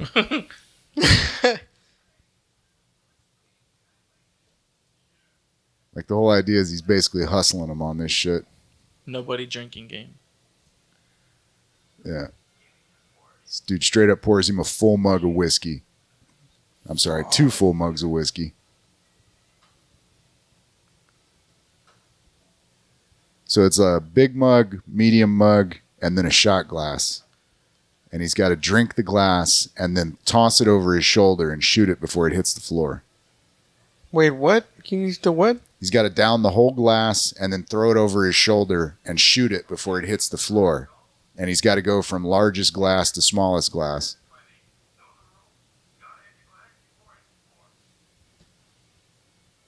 And he just put money on himself. And he's playing the fool the entire that's time. That's illegal, by the way. To place bets, yeah. Fuck that. No, you can't place bets on yourself. I don't think a barroom drinking game would have such legitimization to it.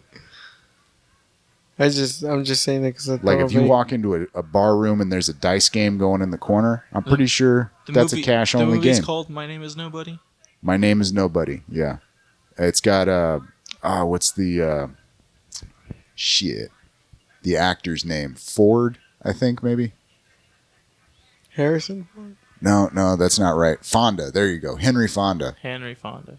Basically, he's following around this old like lawman / gunslinger because he's kind of a fanboy. Did he get it? Yeah, Yeah. barely got it.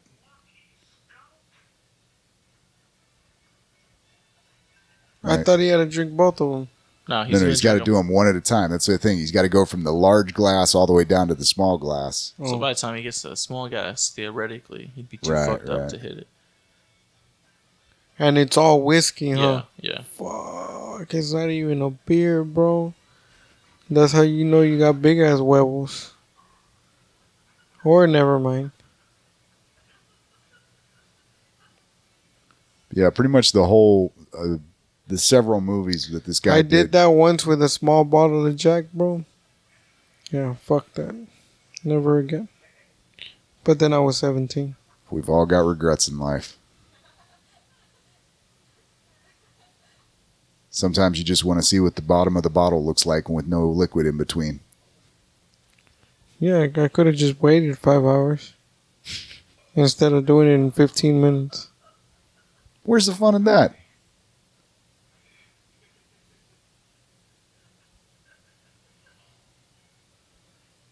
I think one of the reasons that Young Guns is such a fucking classic movie, man, is because of the use of the humor along with just the heavy drama as well, man. Like seriously, Young Guns 1 and 2, man. If you're in the right state of mind, that shit'll just yank a fucking tear out of you, man. Bro, that's teenage boy what drama. you know what I used to love doing with those 2 movies, bro? What? I used to love drinking and watching those 2 movies back to back. That was like a thing I used to fucking do. And they really are different movies, man. Yeah. Like, completely, like, tonally, but still fucking solid, And people, man, people sleep on Butch Cassidy, bro, and the Sundance Kid, dog. I don't think they sleep. I think they pay a perfect homage to it. There's the Sundance Festival. There's all these things that came about because of that movie. Right. The fucking movie's awesome, dude. Every once in a while, man, there's one that just And everywhere sticks. they went, dude, they always had to start some shit. Yeah, that's All true. the fucking time, dude, always.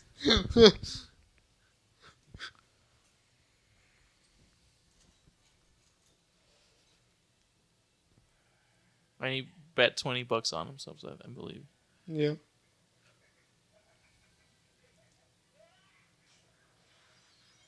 Oh, shit. Bitch, it's 3 times. That's not luck. 3 times is a conspiracy. 4 times is... Oh shit, there were 4 drinks.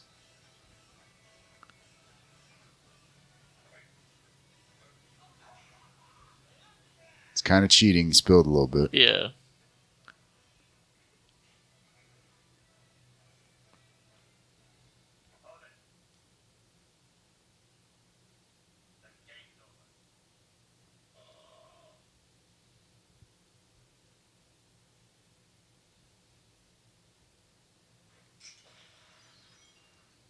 Dude caught the glass and he shot it out between his fingers.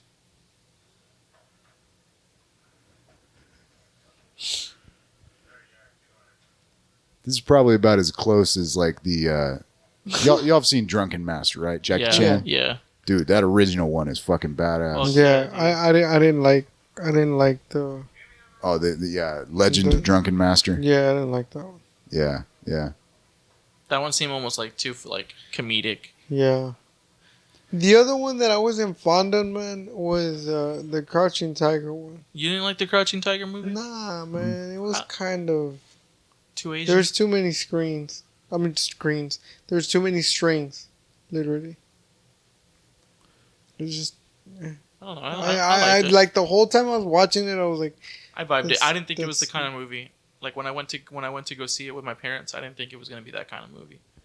Like I thought it was gonna be more of an action movie. Then your parents Right. took you? Yeah, me and my parents. Went. Well, they took all of us. Yeah. You know. But yeah, That was like your outing. You're like, we're going to take these motherfuckers. we go see one movie a month, and that was the movie. Yeah, and I bet you were excited than a motherfucker. Fuck yeah, dude! I thought I was gonna get this action movie, but I was kind of impressed, bro. I was like, whoa, dude! There's a really like intimate and very like detailed love story going on here. Hold It's like- on. How old were you?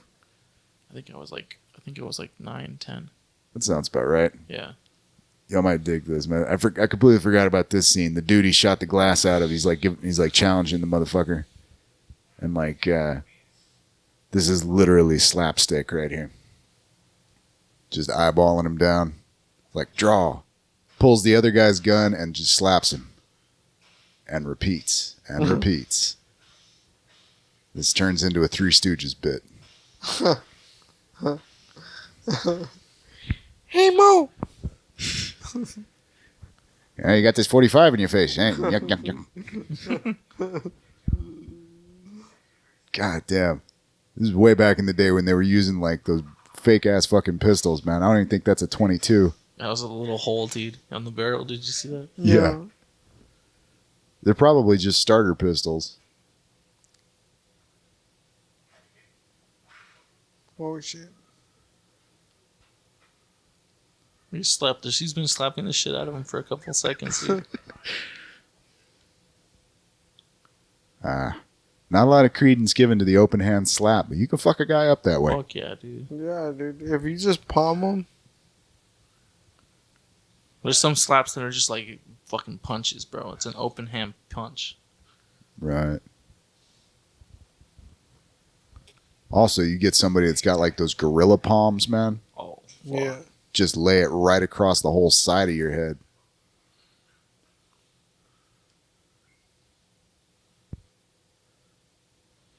Don't ever let a black woman above 5 feet 8 inches tall slap you. I think there's a story behind that one. Yeah. You end up with your face turned upside down. Damn. That was a badass scene, bro. Yeah, fun little fucking movies like that, but yeah, they don't make enough really good westerns, man. Nah. Nah, man. Those the classic westerns. You know, Then- with the same extent, bro, they don't really make really good jail movies anymore, bro. You know what a great Fair jail enough. movie was? What? And it was such a family movie. Dude, Escape from Alcatraz. Escape from Al. I don't think that was a family movie. Yeah, bro, it's PG. And there's nothing violent. They're in prison, and there's nothing violent about that movie. I think they cussed a bit, didn't they? They what? I think they cussed a bit. No. I No. like the movie. I don't remember it, but I remember. It was good, man. I think. good. What was the other one? There was a World War II prison movie. A Great Escape. Yeah, dude, with Steve McQueen. Yeah. Dude, that's another good one. Didn't they remake that one with I don't know. Steven Seagal? No. No. That's Escape No. Plan. No, With, that's with Sylvester no. There's Stallone. Escape Plan, but Yeah. there's There's this one, dude. Have you guys ever heard of a Shot Caller? Oh, dude, Shawshank Redemption. Shawshank Redemption. Yeah. Shawshank Redemption, yeah, Cool bro. Hand Luke, Bro, and Life. Life, dude, dude. Fuck, life. yeah, we were watching it a while back ago, Okay. remember? Yeah. Dude, You want to talk yeah. about a fucking movie that's hilarious, and at the end you just like I'm not crying, you're crying. fuck, dude, it hits you hard, bro. Oh, man. He wiping his eyes. I'm not Just trying make to sure- cry, bro. make I'm sure- not trying. yeah, I'm yeah. not soft, dude. Yeah, dude, life. There's this one with what's his name? Oh, you know what, bro? If y'all have never watched it, pull up the trailer. This fucking, if it's your first time watching it, it'll make you piss your pants. And it's a comedic movie, but it's a Yeah. prison movie. Stir Crazy. Stir Crazy. Oh, yeah. Stir man. Crazy with Gene Wilder and Richard Pryor. Yeah, man. The first time I watched that movie, first of all, I was Oh like, yes, dude. I nearly pissed my pants. It was fucking hilarious, dude. Dude, I've never seen the movie in its entirety, Dude, you have but to, I've bro. caught it on TV, like pieces of it. This fucking shit is funny. Dude, people forget like the comedic duo fucking Yeah. between Gene Fuck Wilder. Gene Wilder. Hear no evil, see no evil. Oh, Yeah. yes, Fuck yeah, dude. man. And there was another one that I can never There was remember that, there was the that title. of. western, no, that he did, Balls of Fury, or no, No, that's something. Raging Saddles or something No, like that. Blazing Saddles. Blazing- Pryor wrote the script for that movie, Oh. but He didn't they come out in it. basically no, he didn't. He didn't, man. Which, to be honest, I think may have turned out to be the better choice, man. Because I can never remember the actor's name, but The the other guy black that guy? the guy that ended up playing Bart in that movie was Yeah. just fucking solid, man. He was, dude.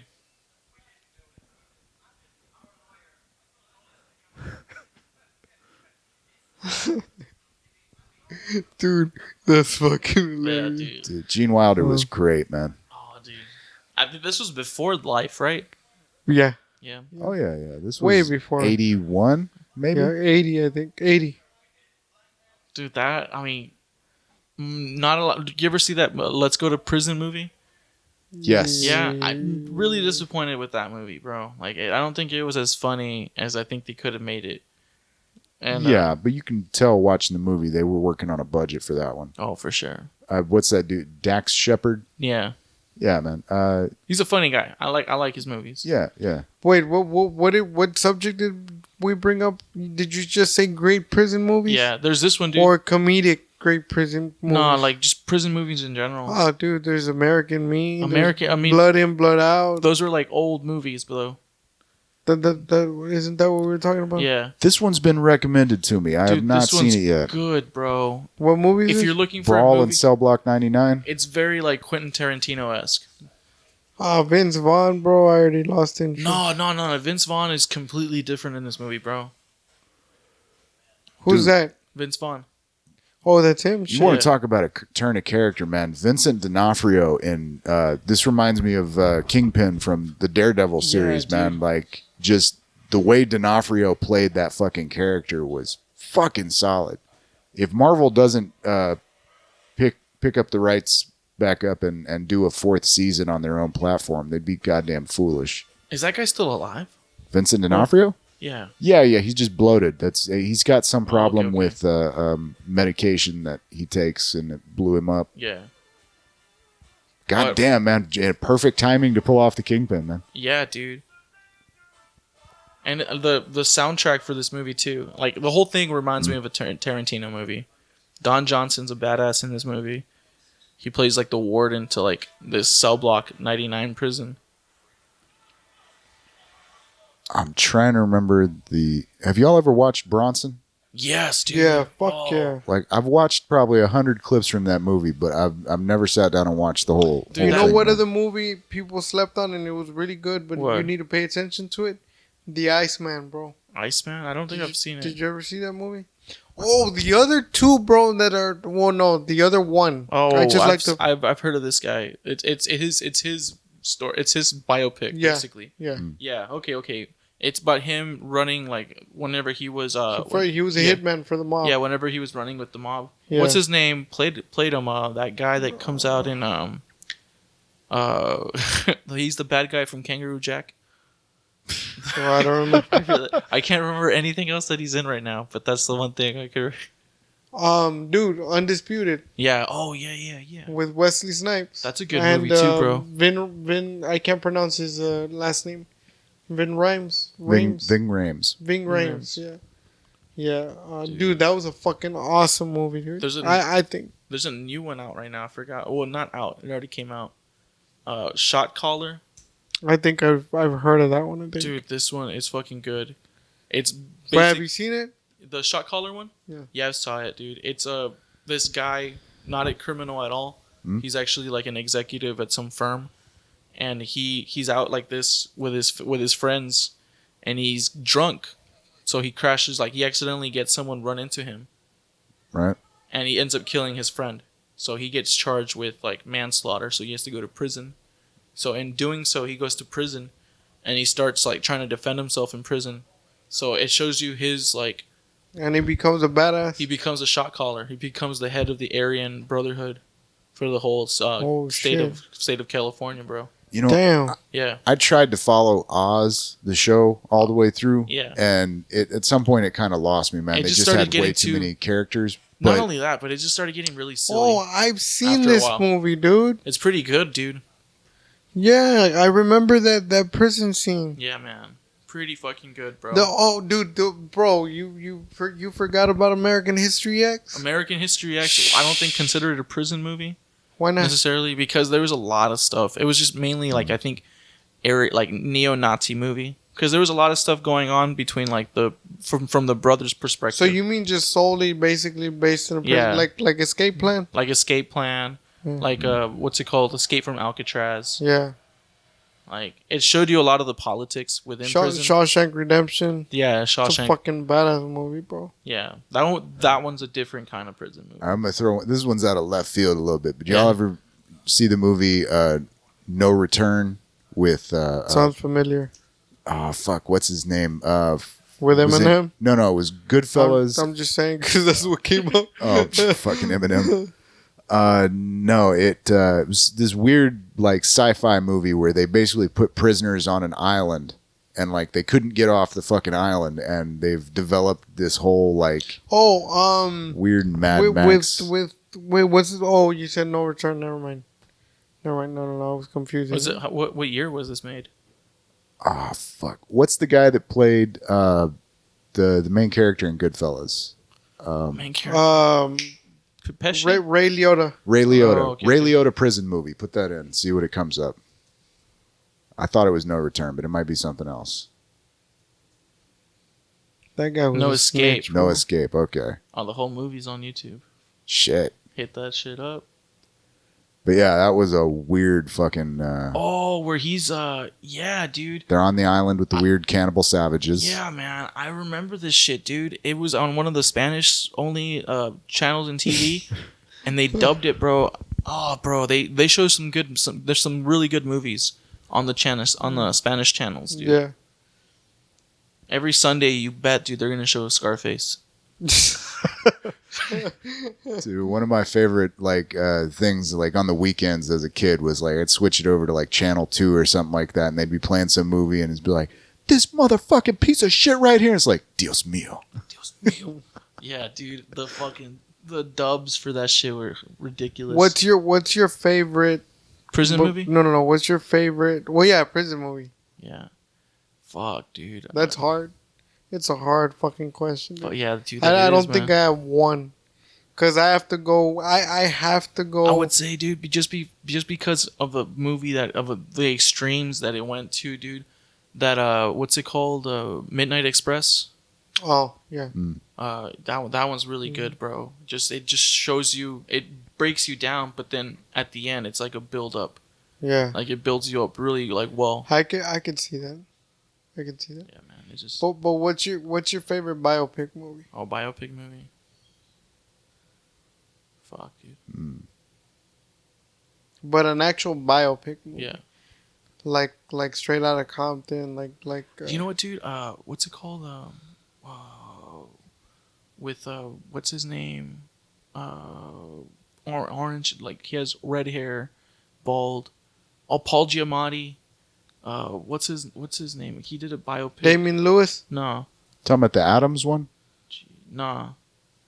The That one Addams was Family. pretty good. No. American- I was like, that shit was real. American what? Oh, American Splendor, bro. And American who's this? Paul Giamatti played No, but who? Harvey Yeah. P. Carr, which was this famous, not famous. He was an underground comic book writer. Oh, But it's just such a cool movie. I think. okay. Like, watch.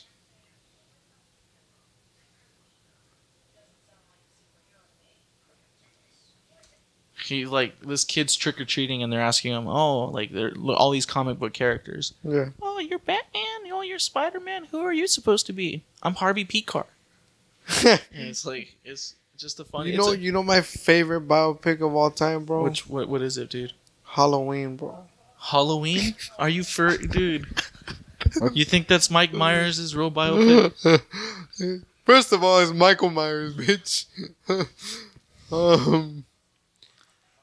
Yeah. No, I'm kidding. Oh, and to throw back to the comedy horror movies, man. Yeah. Fucking. So I Married an Axe Murderer. Still Dude. fucking holds up. Oh man, people sleep on that movie, dude. That's Mike Myers, like when he started like blowing up here, bro. I think this is post all his like Irish stuff that he did, or his British TV stuff that he did, or British movies. Like I think that he still had the accent in It's that Canadian. one. It was a Canadian. Yeah. He played a Canadian in that movie. Well, no, but I'm saying he wasn't doing the British stuff. He was a Canadian, and this was like right after he did SNL. Oh, for real? Yeah. Right after or right before? Right after, because I think right after, like, I thought this was like the before. I think this was what got. I thought this is what got him in SNL. no, because this was already after. I think this was after Wayne's World 2 already. Oh, I could be wrong on the timeline for that, No joke. but my favorite was I think I would have to go with American Gangster, bro. As far as what I base it on, yeah. as far as the chronology and the sequence of events and the closest to the accuracy, there were some things like in all movies, there were some parts, and Frank Lucas said it himself, that were a little altered, but like as far as like how shit happened, like I think that was one of the movies that got like really close to it. And the other one was see, that's why it's hard, but the other one was La Bamba, Richie Valens. Yeah. Yeah, dude, that fucking movie was awesome. I think you didn't like it. no, I get what you're saying, man. I was actually thinking like for a second I was going with like And fuck Bob, by the way. But go ahead.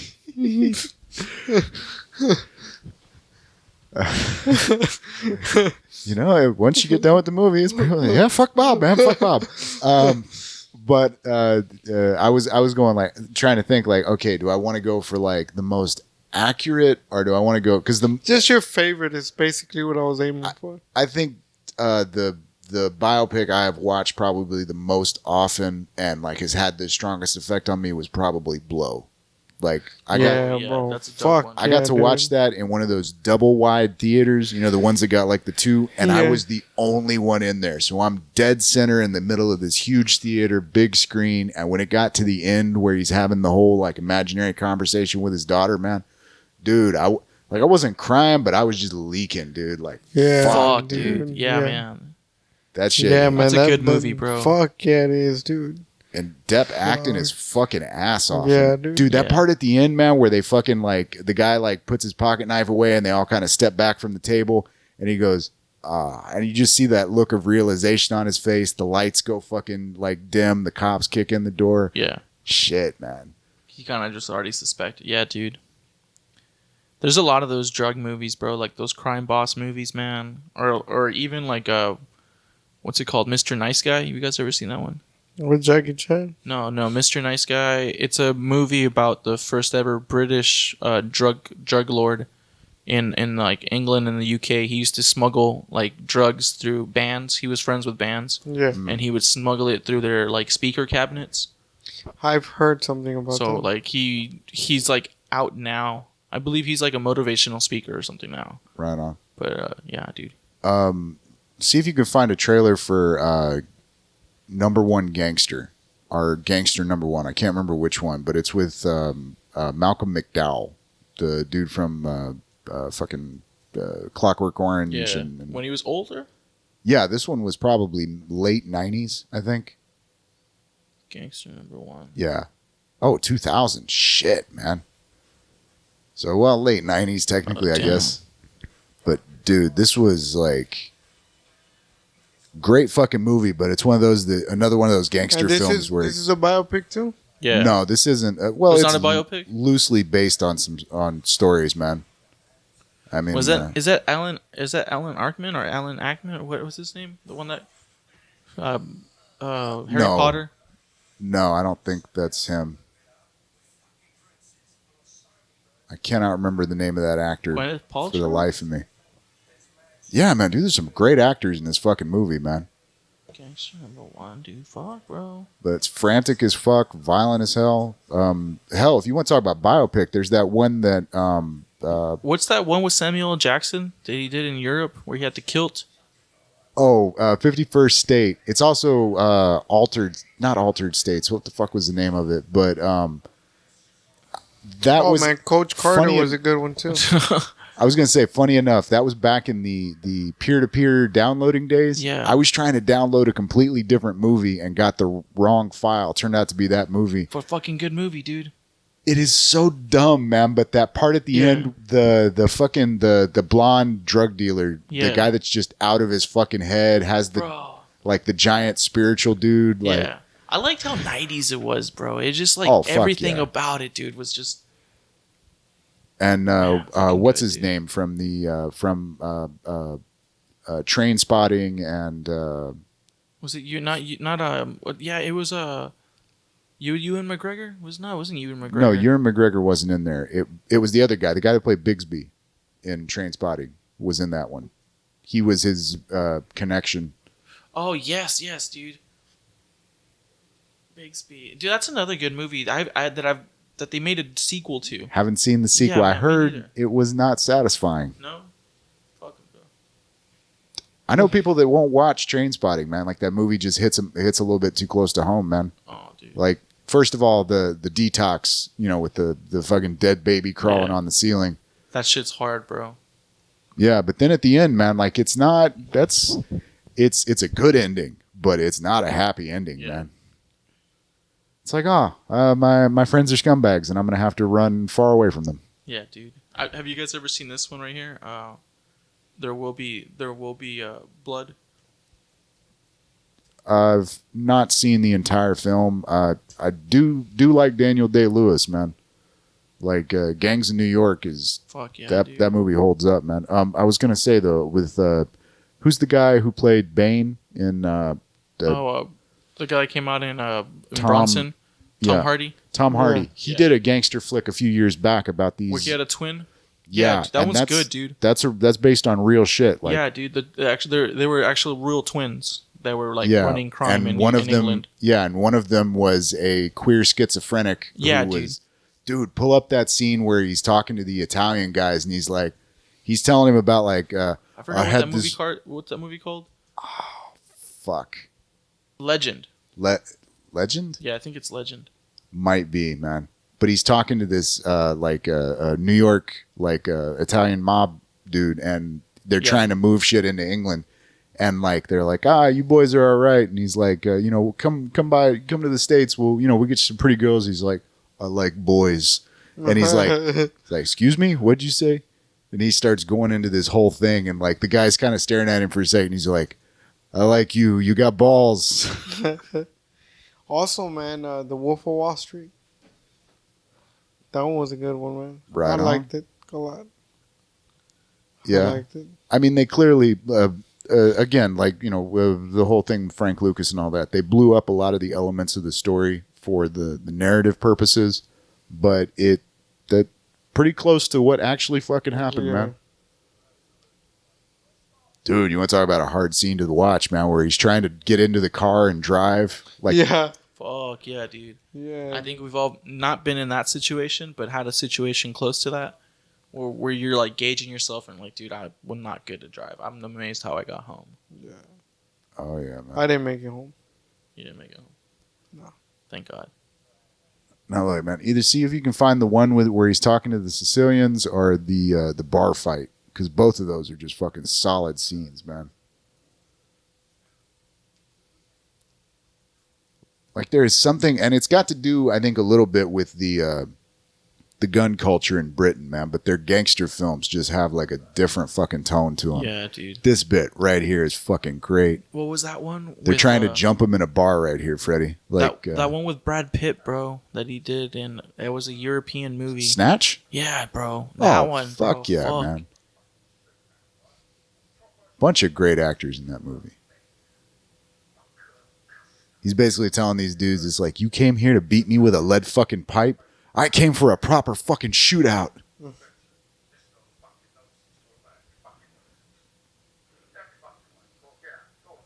So yeah, it's Tom Hardy playing both of these guys.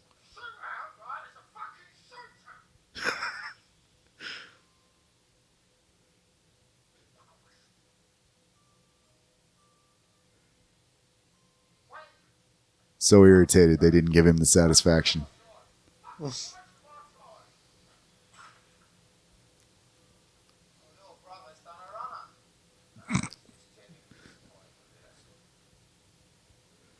Look.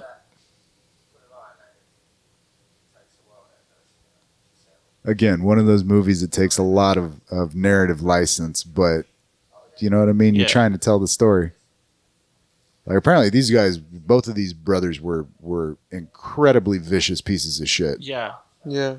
I think they make this guy more lovable than like what he really was.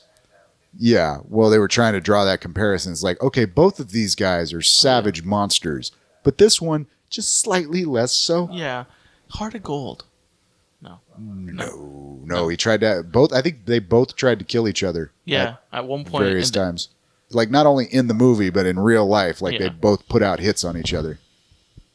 Oh, dude. Okay. Vicious shit, dude. Watch this, Freddy. I don't want to ruin the scene for anybody that hasn't seen it, but god damn. Brass knuckles and two hammers. It's not even like, you watch some like fight scenes in movies and if you know anything about how violence affects the body, you go like, dude, that would actually be damn near a killing fucking blow right there. But you don't notice it because the camera's moving fast and nobody's bleeding.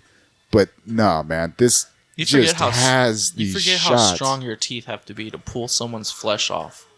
Oh, dude, not just that, but there are certain... Well, I mean, we can ask Mike Tyson, but... Wow. Classic mob move, hammer to the knees. I challenge anybody who has never seen the numbers to go look up how many people are killed every year with claw hammers. Oh, dude. I'm tempted to look them up right now. Go ahead and look up that number. Again, not to give anything away. Go watch the movie. Great little flick. But, yeah, man. Whew. Proper violence in movies is... We were having that conversation about violent video games and media and whatnot. I do think there is a catharsis and also a bit of understanding. Yeah, man. That image is fucked up. Yeah, that ain't Rust, man. That ain't Rust.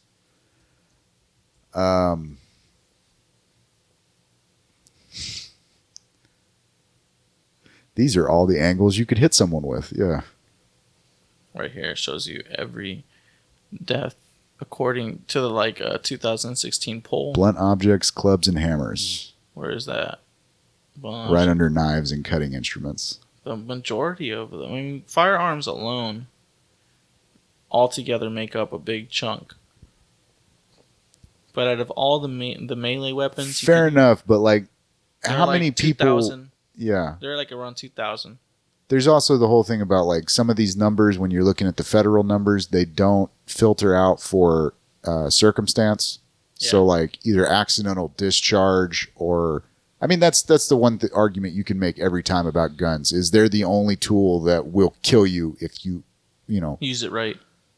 No. If the whole like not remembering to say like clearing the chamber before ejecting the magazine, and it's like, yeah, if you think user malfunction can kill like you are supposed to eject the magazine and clear the chamber, but you got to do those in the right order, or all you did was just load the fucking gun.